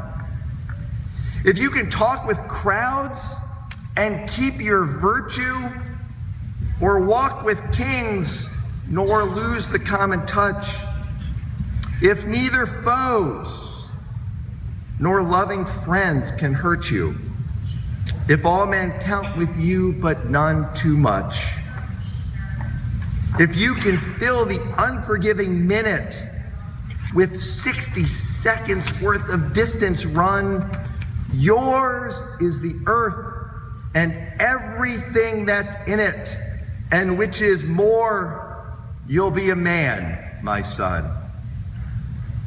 This chamber tonight is full not just of men and women, but some of the finest men and women I've ever met in my life. And I'm so proud to have spent the past 17 hours with every one of you.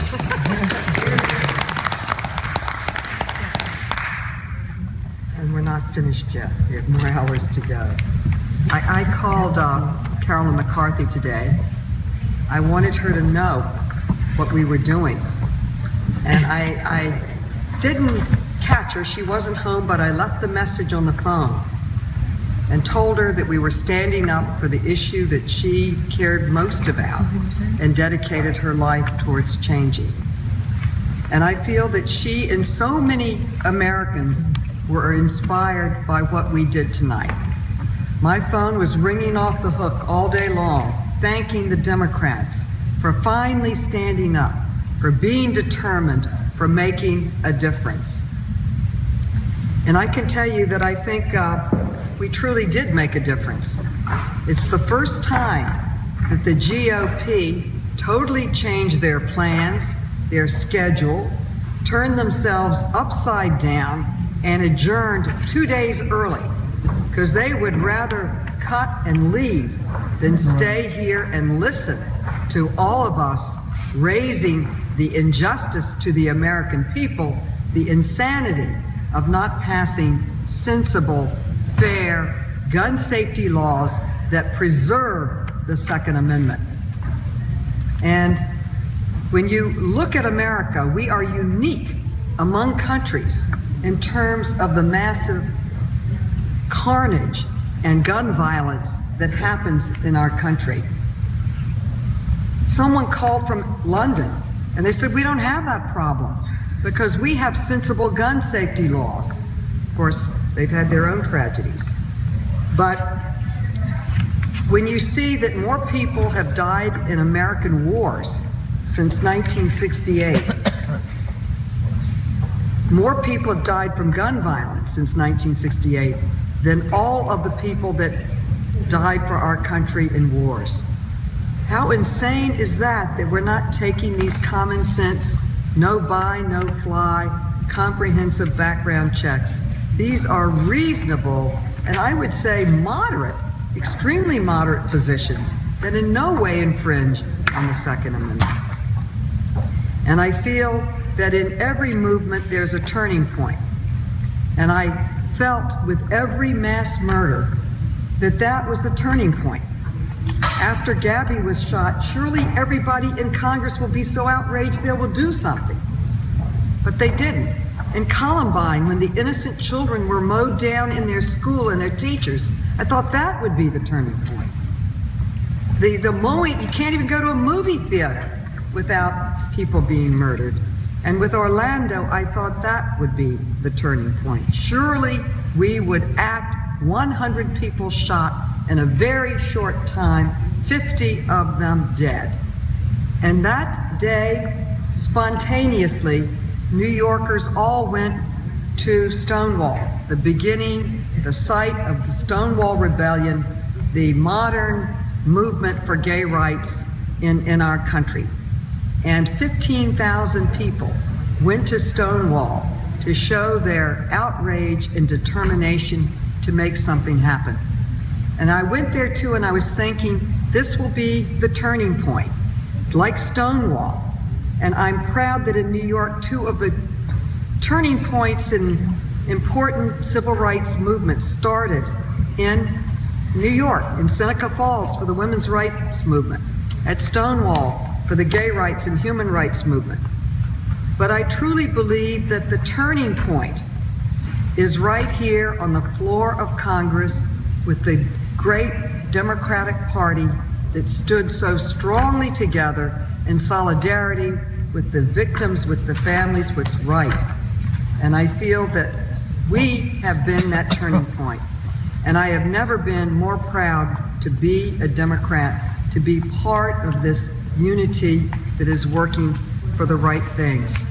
I would say that rarely in politics are you allowed the opportunity to do something absolutely pure, absolutely beautiful and wonderful and just and righteous. And I feel we all had that opportunity tonight. So I want to thank my colleagues. I'm so proud to be part of your team, and I am standing with you, and I thank you for being the turning point in a movement to literally save lives in America. I thank you and yield back. Another op-ed because I'm interjecting these because I promised these folks that we would read them, and we also promised members that before anybody else got a second chance, other people would have the ability to come up here, and now I'm taking a second chance, but these are not my words. These are the words of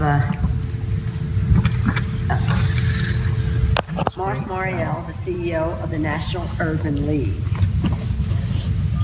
John Feinblatt, president of Everytown for Gun Safety. Evan Wolfson was founder and president of Freedom to Marry. They begin, the title, Disarming Hate After Orlando. At long last, we must take responsible steps to stop the bloodshed in the American church nearly a year ago. Then it was a women's health clinic last fall. Then it was a gay nightclub in the middle of Pride Month. Each is a symbol of America's long march to freedom. And now, tragically, we know each is a place where Americans can be targeted, shot, and killed simply for going about their daily lives. Hate fueled each of the attacks on Charleston, Colorado Springs, and Orlando. Another common denominator, that hate crime became lethal only because it is far too easy for dangerous people, terrorists and felons, abusers and bigots to access guns in this country. Messrs. Feinblatt, Morial, and Wolfson go on to say, and the predictable result when hatred is armed, carnage. America's gun murder rate is more than 25 times that of other developed countries. There is no single policy that will bring that number in line with the rest of the civilized world. But if we're going to do something, then we have to start by asking ourselves a simple question. What kind of country do we want to live in? After the deadliest mass shooting in our history, we have to decide. Do we want a country where we cannot safely pray, see a doctor, or go out with friends?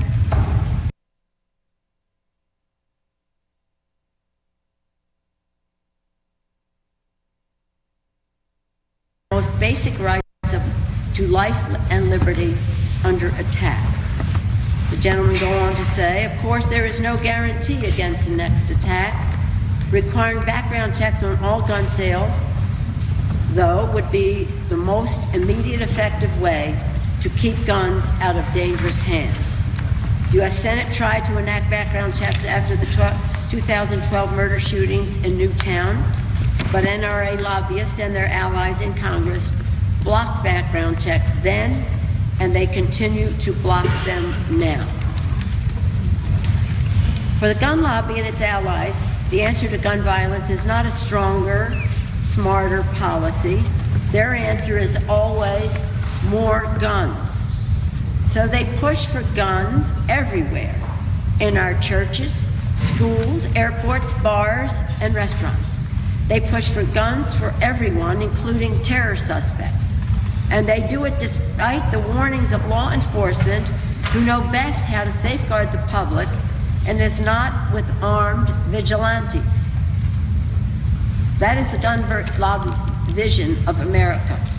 That is how extreme, indeed how un-American they have become, the gentlemen say.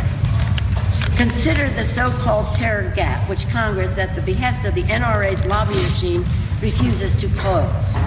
Right now, a suspect on federal terror watch list may not be allowed to board a plane, but there is nothing stopping him or her from buying a gun. This is not conjecture. Since 2004, terror suspects have bought guns more than 2,000 times.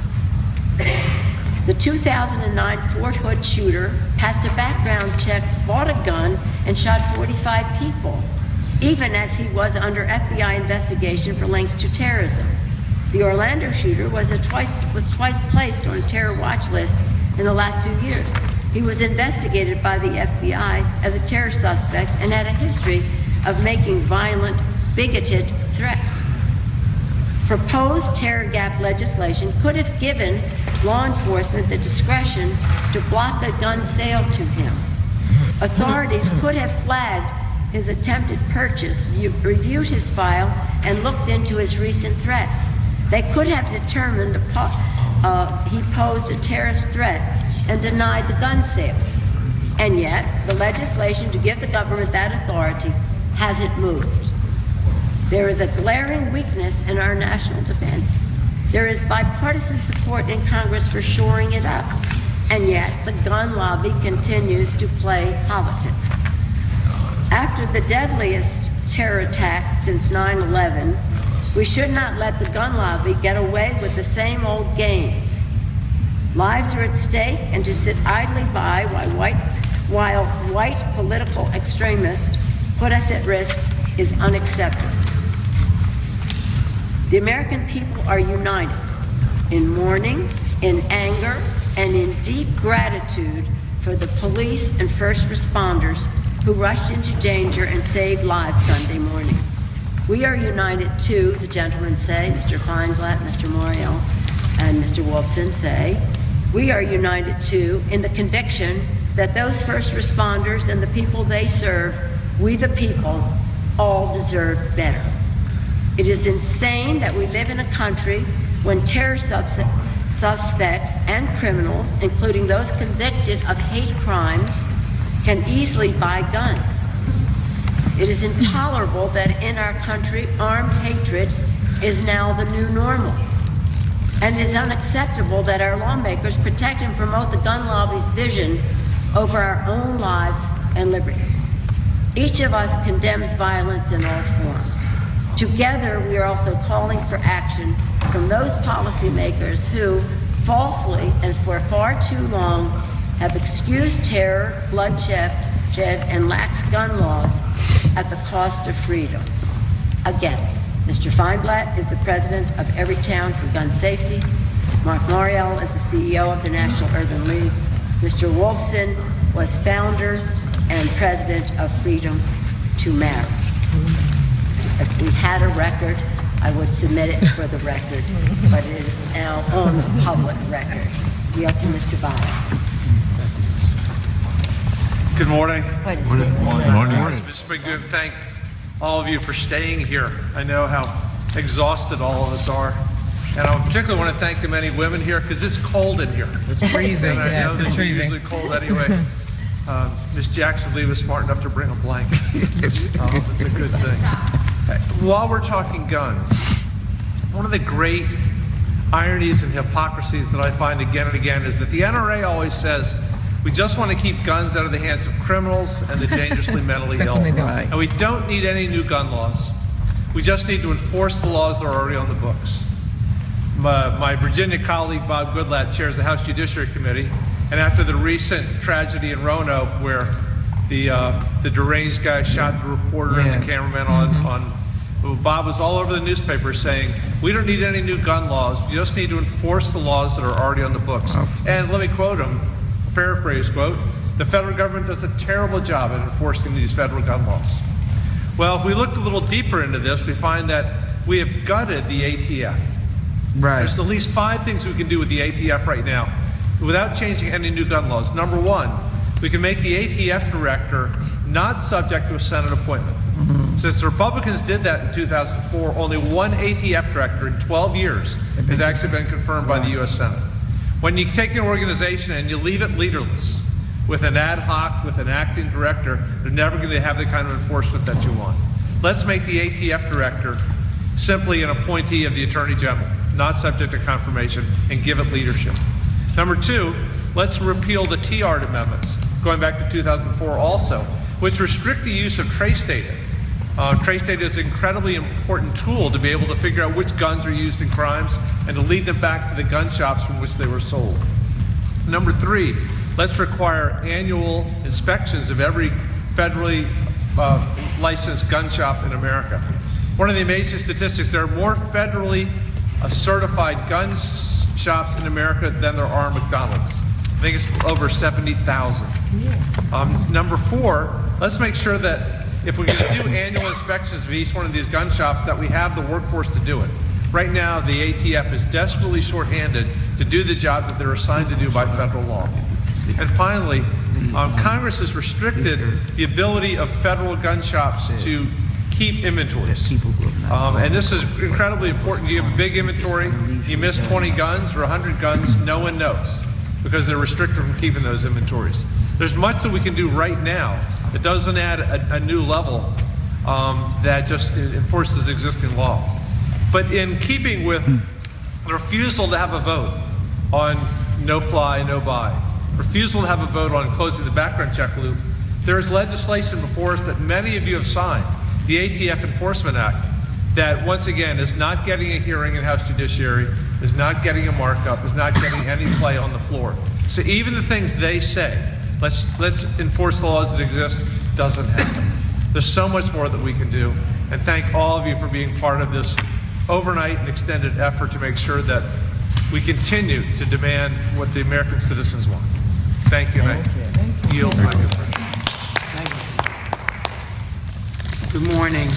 Morning. Good morning. The horrific mass shooting that took place on June 12th at the Pulse nightclub in Orlando is a stark reminder of the urgent responsibility that we have to reduce gun violence in this country.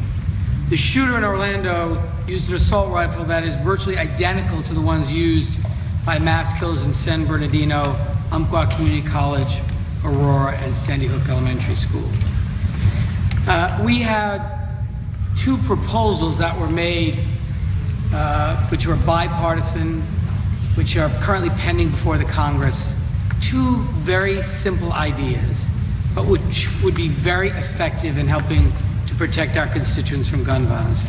First is universal background checks.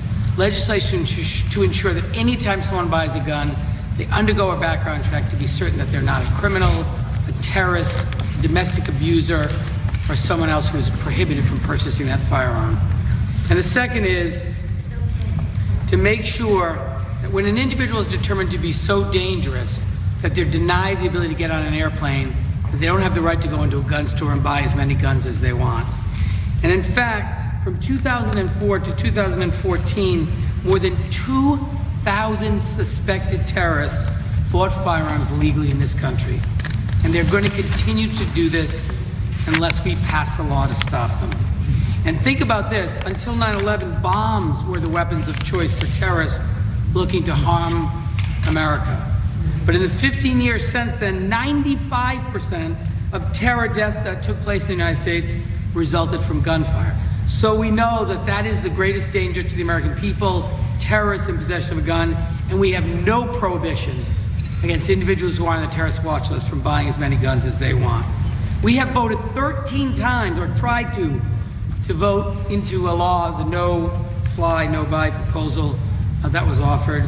And 13 times our Republican colleagues have blocked our ability to do that. What are they afraid of? That we're actually going to deny terrorists the right to buy a gun?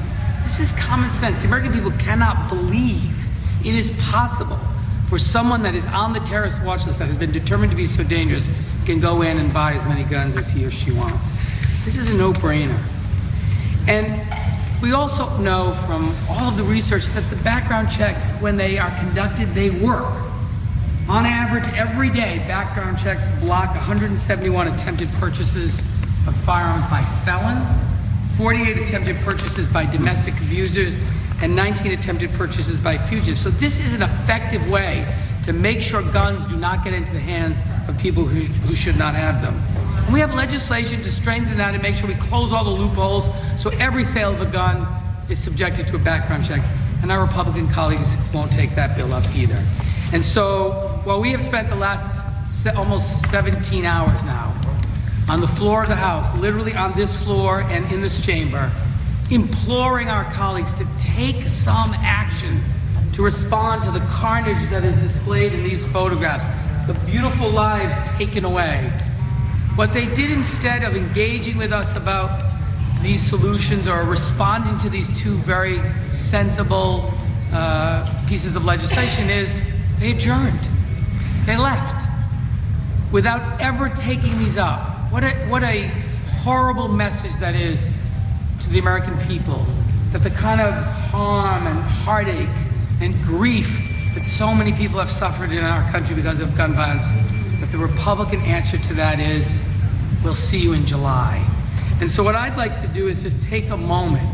We could do this for virtually every mass shooting in our country, because these are real people who have families and lives, and they get lost in all these statistics. And so what I'd like to do is take a moment and tell you a little bit about the victims in Orlando. And just give you a little bit of background. First, Edward Sotomayor, 34 years old, from Sarasota, Florida. According to multiple social media profiles, Mr. Sotomayor worked as the national brand manager for Allen Chuck Travel, which describes itself as part of America's largest gay-owned travel company. In an interview with the Associated Press, David Sotomayor, who identified himself as Mr. Sotomayor's cousin, said, Edward was a, quote, caring and energetic man. Christina Copelli, who lives in Vienna, was on 3 cruises with Mr. Sotomayor, and she says he was lovely, a kind guy, who touched everyone who had the pleasure of meeting him. I can't believe he's gone. Stanley Almodovar III, 23 years old, Claremont, Florida. Mr. Almodovar worked as a pharmacy technician. He made me feel like he was perfectly fine being who I was, Mr. Almodovar's friend Hayes Ramirez told the 2A. She said they met at Pulse and clicked instantly. You would know Stanley entered a room, she said. He could turn my mood by conversation. Juan Ramon Guerrero, 22 years old. Mr. Guerrero had recently begun attending the University of Central Florida and had only recently come out to his family as gay. In a conversation with the news service, his cousin Robert Guerrero said he opened up to his family just before the start of the year. Quote, he was always this amazing person, and he was like a big brother to me. Robert Guerrero told the AP he was never the type to go out to parties, would rather stay home and care for his niece and nephew. Eric Ivan Ortiz Rivera, 36 years old, Orlando, Florida. Mr. Ortiz Rivera was the man everyone in his family asked for design advice, his cousin Orlando Gonzalez said. He was very artistic, Mr. Gonzalez told The Times. He was all about interior design. The paper reports that this 36-year-old goofball, Gonzalez's words, lived in downtown Orlando with his husband. Luis Velma, 22 years old, Sanford, Florida. Luis Velma was by far the best person I knew, his friend Will Randall told the Miami Herald. He inherently made us all better people by simply existing around us. Part of him will always live on in every good decision I make. According to his Facebook page, he worked at the University Studios in Orlando, including the Harry Potter and the Forbidden Journey ride. Harry Potter author J.K. Rowling mourned him on Twitter. Peter Gonzalez Cruz, 22 years old. Peter Gonzalez Cruz went by Omi, his aunt said. Peter makes a difference everywhere he goes. He was a happy person, Sonia Cruz said. If Peter is not at the party, no one wants to go. Gonzalez Cruz went to Pulse with his best friend, Gilbert Ramon Silva Mendez. Mr. Mendez also died in the attack. Luis Omar Ocasio-Capo, 20 years old. Mr. Capo was a passionate dancer, according to remembrances being left for him online. May the only time you rest, Tamandra Diaz wrote, be after you make some kick-ass choreo up in paradise. His friend Julius Ortiz was with him at Pulse, but left shortly before the shooting. Mr. Ortiz told NPR's Ari Shapiro that after the shooting began, he sent Mr. Capo text after text after text, trying to reach him. He also remembered Mr. Capo calling him out when he was in need. When I was in a very hard situation because with my dad, I was staying with him and he kicked me out. He actually took me in for a little while, Mr. Ortiz said. Kimberly Morris, 37. Kimberly KJ Morris was a bouncer at Pulse. She moved to Orlando this spring from Hawaii in order to help her mother and grandmother. Before that, she played basketball at Post University in Connecticut and worked as a drag queen and a bouncer at a gay club in Massachusetts. Eddie Gemeldroy Justice, 30 years old. Eddie Justice was an accountant living in downtown Orlando who loved to eat and work out. He woke his mother up shortly after 2 a.m. Sunday with a text message. Mommy, I love you. Then another text. In club, they shooting. Minna Justice and her son exchanged messages for nearly an hour. Eddie Justice was trapped in a bathroom at Pulse as the hostage situation began. He asked his mother to call the police, telling her man was shooting, lots of people were wounded. He has us, he told her. He's in the bathroom with us. He's a terror. His death was announced last Monday. Darrell Roman Burt II, 29 years old. Mr. Burt was a financial aid officer at Kaiser University in Jacksonville. He always had a smile on his face and was a very nice guy. He definitely leaves an impression and had a big personality, and he's missed, President Lisa Marie Winslow said. Mr. Burt was a member of the Jacksonville JCs, a young professionals organization. Both socially and professionally, he was always interested in making positive impact on people's lives and in the community. If someone needed anything, he usually just asked where, when, and what are the deadlines. Mr. Burt was known for his colorful bow ties. Deonica Deidre Drayton. Ms. Drayton's aunt posted a message on Facebook that Ms. Drayton had been at work when she was shot. Melody Maya Monet, a nightclub photographer, posted a photograph of Ms. Drayton taken on Friday, the day before the shooting. Anthony Luis Lisa, 25 years old. Anthony, who studied at the University of the Sacred Heart in San Juan, Puerto Rico, performed in drag as Elenis Laurel. It is with deepest sorrow that we report that a member of the drag community has lost their life due to the shooting at Pulse nightclub in Orlando, stated a Facebook post from the community page, Drag Around the World. Elenis Laurel was an amazing performer and a beautiful person inside and out. Originally from Puerto Rico, he studied education at the university. He moved to Orlando 3 years ago to pursue a career as a dancer and choreographer. He's gone dancing at Pulse with his roommates on Saturday, and his family grew alarmed when they didn't hear from him after he texted them at 2:07. Quote, "What I have now is pain beyond repair," wrote his cousin. Quote, "What I have now is pain beyond repair," wrote his cousin Lucas. Jean Carlos Mendez Perez, 35 years old. He was born in Puerto Rico. Mr. Perez had lived in the United States since he was a teenager and worked at an Orlando Perfumania store. One of the customers Mr. Perez charmed at the perfume shop was Luis Daniel Wilson Leon, who would become his longtime partner.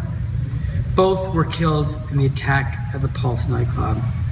Mr. Perez was a man full of life and joy, who loved his friends and family above all things. Frankie Jimmy de Jesus Velasquez, 50 years old. Frankie was originally from Puerto Rico. He worked at Forever 21 in Orlando and was a professional folk dancer. A friend told the newspaper that Mr. Velasquez was with friends at Pulse when he and others were pushed up against the wall by Omar Mateen, who started shooting at the group. "My brother will never die," his sister wrote on Facebook. "He will be in my heart." Amanda Alivar, 25. A man holds a portrait of Amanda Alivar at a vigil for the victims of Pulse nightclub shooting last Monday at the Dr. Phillips Center for the Performing Arts in Orlando, Florida. Ms. Alivar had gone to Pulse with her friend Mercedes Flores and was among those who took refuge in a bathroom during the attack. She posted a Snapchat video that documented the first moments of gunfire at the club. Both she and Ms. Flores were killed. Her older brother, Brian Alivar, told the Orlando Sentinel that his sister has spent the first part of the weekend shopping with his young daughters. She liked to make them look very good. Amanda, who wanted to be a nurse, wouldn't want anyone to spread hate for her. He told the newspaper she'd rather they spread more love, keep friends and family close, and have a good time doing it. Martin Benitez Torres, 33 years old. Mr. Torres was a student at Sistema University Ana Mendez in San Juan, Puerto Rico, and had gone to Orlando to spend time with his family. He posted Facebook videos and photos sharing scenes from his holiday. He was among several students from his school who were killed in the Pulse attack. "I can't believe it that my cousin is gone too soon. Going to miss that big smile always. Always happy," wrote Sonia Krabs on Facebook. "I'm a good man," Mr. Torres wrote on his Facebook profile page. "A fighter who gives everything without expecting anything in return, ready to fly high today." Luis Daniel Wilson Leon, 37. Mr. Wilson Leon, who grew up in Puerto Rico, had gone to Pulse with his partner Jean Carlos Mendez Perez. Both were shot and killed at the club. The two had met a decade ago when Mr. Perez sold Mr. Wilson Leon Cartier perfume at a perfume shop. They fell in love soon thereafter.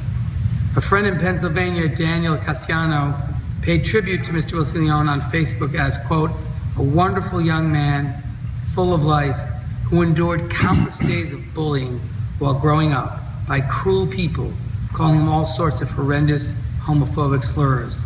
He was the first person on this earth I came out to, and he always protected and loved his friends. His strength and character was always an inspiration to all of us." Mercedes Marisol Flores, 26 years old. Originally from Queens, New York, Flores studied literature at Orlando's Valencia Community College and worked at Target.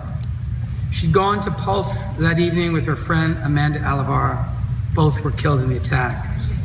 "I forgive the boy because I cannot take that hate in my life. My life is more important than hate," Ms. Flores' father, Cesar Flores, said. "His daughter had so many dreams. We must all come together. We must all be at peace. We must all love each other because this hatred cannot continue for the rest of our lives," he said. Javier Emmanuel Serrano Rosado, 35 years old. Javier Serrano was a professional dancer and performed in shows for Disney Live. Matt Melendez, a friend of Serrano's, tells NPR that Mr. Serrano helped Mr. Melendez accept himself as gay Coming from a place where I was ashamed to be gay, watching performers like Javier helped me come out of my shell. He says Javier lived in his truth. He was always happy, even on days he wasn't. Mr. Serrano leaves behind a young son. Gilberto Ramon Silva Mendez, 25 years old. Mr. Silva Mendez is originally from Puerto Rico and had moved to Orlando and was working for Speedway convenience stores while he studied healthcare management at Ana Mendez University in Orlando. Sonia Cruz, the aunt of another victim of this shooting, Peter Gonzalez Cruz, said that Silva Mendez was best friends with her nephew and that the two had gone to Pulse nightclub together on Saturday. Oscar Arcana Montero, Simon Adrian Carrillo Fernandez, 26 and 31 years old. Partners Simon Carrillo and Mr. Oscar Arcana had recently returned from a trip to Niagara Falls. The Orlando Sentinel reports that they headed to Pulse for a night out on Saturday.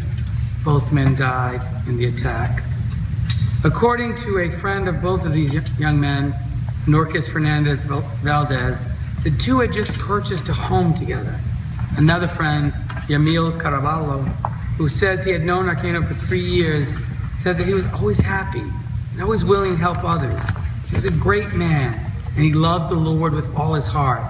Mr. Caraballo recalls he was amazing. Ivan Izirare, who worked with Mr. Carrillo at McDonald's, told the Orlando Sentinel he loved to travel and took great pride in the quality of his work. Mr. Carrillo loved dancing, biking, and water skiing. Enrique Rios, 25 years old. Enrique was on vacation in Orlando from Brooklyn, New York. In 2015, he enrolled at St. Francis College in Brooklyn, studying social work. Richard Relkin, a spokesman from the college, said, sadly, his dreams were cut short by this senseless act of violence. The St. Francis College community mourns the loss of one of our own and offers prayers to his family and friends. When he was in school, Rios worked at a restaurant at LaGuardia Airport. A co-worker remembered his sense of humor. He had so much joy in him. He was so funny, said Doris Gonzalez. He was such a good person. Mayor de Blasio singled out Mr. Rios Monday night at the Stonewall Inn Vigil in Manhattan, and he said, we lost a young man from Brooklyn, a caring and loving young man. He was already serving others. He was attending nursing school while working with our senior citizens as a social worker. This is the kind of good human being we lost in Orlando, someone with a life ahead, making this world a better place. Miguel Angel Honorado, 30 years old. Miguel was married with 3 children. The family lived in the Orlando suburb of Apopka, Florida, and according to his brother, Jose Honorado, worked together at Fajita Mexican Catering. Jose says that his brother had gone to Pulse nightclub with 3 friends and that all 3 of them had made it home safely. Javier Jorge Reyes, 40 years old, known to his friends as Javi. Javier was originally from Puerto Rico. Mr. Jose Diaz, a friend of the victim, said that Jorge Reyes was a salesman at a Gucci store at a mall in Orlando, and his outgoing personality made Mr. Jorge Reyes good at his job. He was always positive, Mr. Diaz said. He was very humble. He was a lovely friend. Jason Benjamin Josephat, 19 years old. Josephat, still in his teens, is the second youngest identified victim of this horrific shooting. Like many 19-year-olds, Jason had many interests and was just starting to chart his path in life, according to his family. He was computer savvy, loved to work out, and had an interest in photography. He was an Orlando native who had recently graduated from high school and started college classes. He was always helpful, always willing to help someone in need. His mother, he called his mother from the club that night after the shooting began and stayed on the line with her as she called 911. She said she heard the shots getting closer. Corey James Cannell, 21. Corey was a student at Valencia Community College. He hoped to become a firefighter, according to his dad. He was at Pulse with his girlfriend, who was shot in the attack but survived. Corey's a good guy, Mr. Connell told CNN after the attack. He loves everybody. Corey's brother called him the superhero of our family. God just got the best of angels, he said. Juan Rivera Velasquez and Luis Daniel Conde, 37 and 39 years old. They were partners, Juan and Luis. They were together at Pulse when they were shot. On Facebook, Piper Perro wrote, "They left together like the couple that they are." They were recalled as two extraordinary human beings. They owned a salon and a spa together and been business partners for a decade. They were both exceptional people. They were always helping each other. Jonathan Antonio Camus Vega, 24 years old. Jonathan worked on the show La Voz Kids, produced in Orlando for Telemundo. He was a member of the National Association of Hispanic Journalists. He joined the Journalism Association as a student in Puerto Rico before moving to Florida. Christopher Andrew Leanan, 32. Christine drove to Pulse at 4 a.m. after she heard there was a shooting.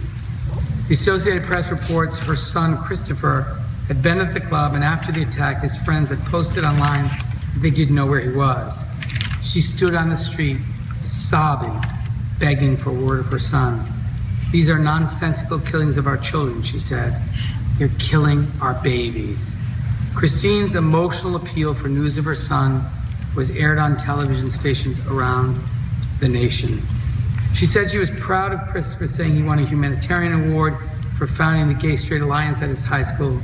She begged for the world to try to get rid of the hatred and violence, please. Frank Hernandez, 27. His family called him Frankie. Frankie was at Pulse nightclub in Orlando with his boyfriend when the shooting began. By the time his teenage sister, Ulissa Leal, made the 12-hour drive to Orlando from their childhood home in Louisiana, Frankie was dead. "I don't want to say it. I don't even want to believe it," she wrote on Facebook. "I don't understand why he had to be one of the many victims who didn't make it. Why did it have to be him of all people? They took my big brother away from me. They took him away from us." Shane Evan Tomlinson, 33 years old. Shane was a lead singer in a cover band called Frequency. Early Sunday night, he was singing at another nightclub, the Blue Martini. He was a vibrant and charismatic lead vocalist. Brenda Lee Marquez McCrue, 49 years old. Brenda McCrue, a mother of 11 and grandmother of 6, loved dancing the salsa and had gone to Pulse with her son Isaiah Henderson, who was 21 years old. Brenda is a Brooklyn native and had moved to Orlando from California. A cancer survivor, a stellar mother, a proud and fierce advocate for her LGBT family, she tore up the dance floor when salsa or anything was playing. Brenda had become a beloved figure at the Pulse nightclub. She's like the mom of Pulse, club goer Carlos Rosario said. She supported us and was there with us the whole time. At 12:04 a.m. Sunday morning, Brenda posted a video from Pulse on Facebook. Music blaring, colored lights flashing, couples dancing, and 2 hours later, she was still dancing when Omar Mateen began shooting. Angel Candelario Padro, 28 years old. Angel had been a Zumba instructor in Chicago until a few months ago when he moved to Orlando. According to his employer, he was scheduled to start a new job in this new city on June 20th, working as an ophthalmic technician at the Florida Retina Institute. Angel was originally from Puerto Rico and was very humble, respectful, and studious. Geraldo Ortiz Jimenez, 25 years old. He went by the name Drake. Drake was an actor, a dancer, and a proud Dominican. Was raised in the United States and lived in Puerto Rico. He had studied law and at the University del Este in Carolina, Puerto Rico. After his death was confirmed last Monday, messages began to pour in over social media. "God, my brother," wrote one friend, Gregory Fabian, "this isn't fair." Akira Monet Murray, 18 years old. Akira graduated with honors from West Catholic Preparatory High School in Philadelphia just 2 weeks ago. Akira and her family were on vacation in Orlando to celebrate her graduation and visit her brother. She was a respectful and self-determined young woman who served as a natural leader to her teammates, said her basketball coach. Losing her is heartbreaking. Paul Terrell Henry, 41 years old. Paul was a Chicago native. He loved to dance and was great at pool. His boyfriend tells the Orlando Sentinel that he had such a loving spirit. Francisco Hernandez said he wanted the best for me, to succeed and to help me make something of myself. I'm definitely going to do that for him. Stephanie Gross, who used to work with Paul, posted a remembrance and said that he was encouraging and, quote, always smiling. I remember him for his infectious, boisterous personality, pink polo shirt, and huge felt buckles.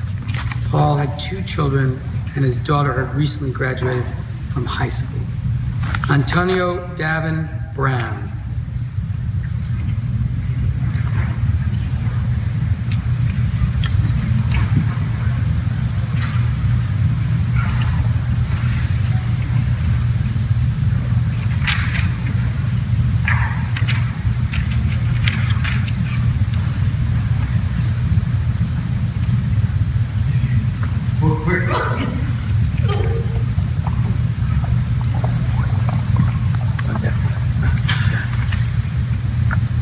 Antonio Davin Brown,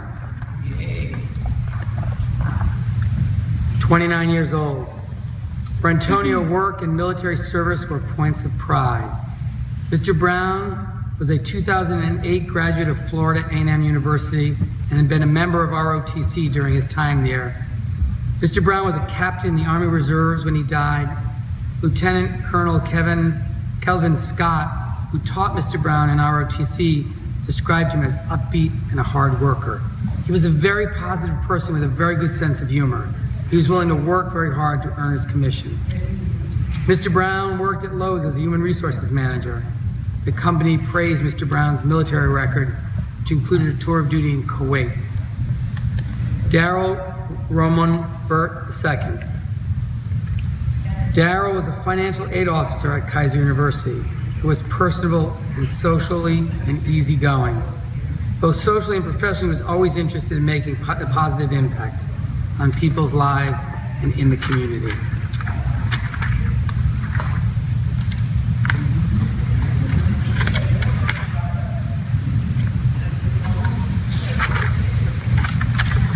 All of the victims of the Orlando shooting are displayed here, their photographs, so that people can be reminded that these individuals were sons and daughters, mothers and fathers, siblings, friends. And all we asked for tonight from the Republicans was to take some action to help reduce the carnage of gun violence in this country.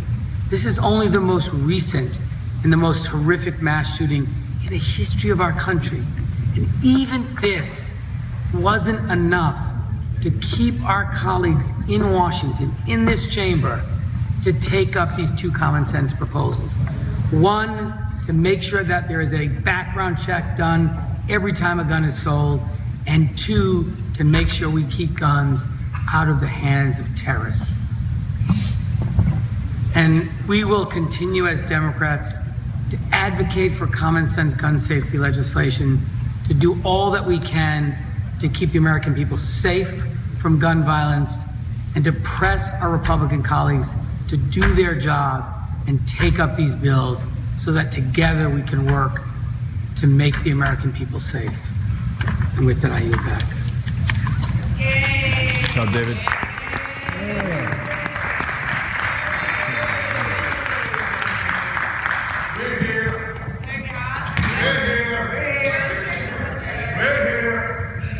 thank Mr. Cicilline not only for remembering the victims in Orlando, but for being one of the leaders who brought us together here today. David Cicilline, along with Catherine Clark and John Lewis, and so many of our colleagues called upon us to do the right thing today and come together and sit in, and as John Lewis reminded us, make a little noise, move our feet, and stand together. As we approach the 5 o'clock hour here in Washington, D.C., and almost 18 hours since the sit-in began, I thought that I would share with everyone that's still viewing us and watching in, and maybe following you, Beto, Congressman O'Rourke, who's been leading the charge here, Mark Takano, with making sure that the American people aren't shut out of the People's House by using technology to help spread a message across the world. I want to thank everyone who's helped do that tonight. But Politico covered the story as the night, or I should say the morning, ended with Republicans leaving the House floor in the dark of night with something like this. The headline is, House goes on break until July 5th, preempting gun sit-in. Republicans use a late-night parliamentary maneuver to disrupt the protest, but Democrats vowed to continue. After a chaotic day-long occupation of the House floor, Republican leaders moved in the middle of the night to cut off House Democrats' gun control sit-in by adjourning the House through the July 4th without a vote. Speaker Paul Ryan sought to quell the Democratic demonstration by having lawmakers vote at 2:30 a.m. on several bills they had to pass this week, including one to combat the Zika virus. After that, Republican leaders sent lawmakers home until July 5th, starting their already scheduled recess a few days earlier than planned. Now that's an important note, because what our Republican colleagues are reporting is this was a scheduled recess. No. This recess started days earlier than it should have. The move will deny Democrats any chance to be able to vote this week. Democrats, though, continue their sit-in after the House adjourned and plan to continue to do so at least through Thursday and maybe longer. They vow not to stop. Ryan and GOP leaders relent. I quote, "This is just one bridge. We have another bridge to cross," Representative John Lewis told his colleagues after the House adjourned. Lewis, a civil rights icon, helped lead the sit-in. The GOP leadership came 15 hours after Democrats seized the House floor, vowing to block any House legislative action until Ryan promised to allow votes on what they believe are reasonable proposals, blocking suspected terrorists on the no-fly list from purchasing guns, as well as expanded background checks for gun sales. Ryan refused, and Democrats said they were willing to hold the floor hostage however long it took. I couldn't predict how long it will go on, Minority Whip Steny Hoyer told reporters about 10 a.m. I mean, tomorrow and the next day, you've seen folks in the House gallery, they're pretty fired up on this. Could go through Friday. Republicans used a parliamentary maneuver after midnight to try to short-circuit the Democratic sit-in. They rushed through the debate on a funding bill to combat the Zika virus, as well as a measure to fund MilCon and the Veterans Affairs Department, setting up final votes on both measures for 2:30 a.m. The day started just before noon when Democrats took the chamber. Republicans almost immediately recessed the House and turned off the chamber video cameras. But that only drew more attention to the sit-in as lawmakers whipped out their own phones and started streaming their efforts online, which was in turn broadcast by C-SPAN. The protest soon became the story of the day, leading news websites around the nation. House Republicans earlier in the day signaled they weren't interested in bringing security in to escort Democrats out, but they also weren't willing to give them the votes that they were asking for. If Ryan thought a few hours on the House floor would assuage the left, he was mistaken. The Wisconsin Republican entered the chamber at 10 p.m. to break up the protest by moving to a vote on unrelated legislation to override an Obama administration rule. Pandemonium ensued, a scene not witnessed on the House floor in years, if ever. But as Ryan sought to restore order in the chamber, Democrats angrily chanted, "No bill, no break," a reference to the upcoming July recess. They want to postpone until a vote is held. Earlier in the day, Ryan dismissed the Democratic protest as nothing more than a publicity stunt, noting that the proposal at issue was recently defeated in the Senate. I quote, "We're not going to take away a citizen's constitutional rights without due process," what the speaker was proclaiming. Ryan and other Republicans say that relenting to Democrats' demands would only encourage more protests and distort the majority party's prerogative to decide which bills reach the floor, a bad precedent for the House. House and Hill observers have said they've never witnessed before. Democrats who had been in the chamber all day for the protest moaned when the House stenographer came in. Several dozen Democrats sat in front of the House podium to fill the area where members occasionally cast votes. A few minutes before the vote started, as Ryan took the podium and slammed his wooden gavel, Democrats started chanting. Guests watching from the gallery inside joined in, pumping their fists in the air and clapping. A few Republicans entered the chamber for the vote, stood for several moments to take in the scene. Lawmakers held up signs with the names of victims of gun violence, creating a sea of stark.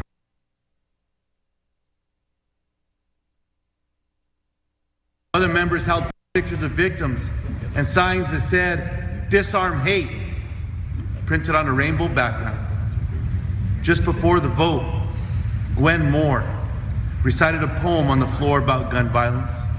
Ryan tried to speak over the crowd to call the vote, but no one in the chamber could hear him.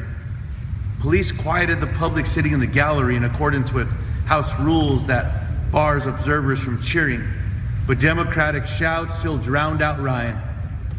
Despite the inability to hear, Ryan called the vote and Republicans started voting. Democrats were voting using paper cards as opposed to the electronic vote House members usually employ in an attempt to slow down that vote.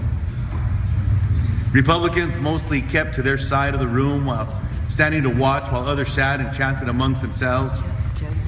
Throughout the vote, Democrats crowded the well, chanting and holding up the names of gun violence victims.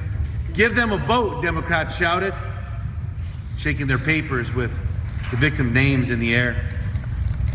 Earlier, as Ryan stepped off the dais at the beginning of the vote, Democrats booed, shouted, "Shame, shame, shame." And Democrats at one point, during the same series, saying, "We shall overcome," echoing a crowd that sang the civil rights hymn hours earlier outside the Capitol. So as you can see, as we come across the 5 o'clock hour, nearly 18 hours of a sit-in, Leader Pelosi saying that we'll stay here as long as it takes. And here over 20 members are still in the House floor.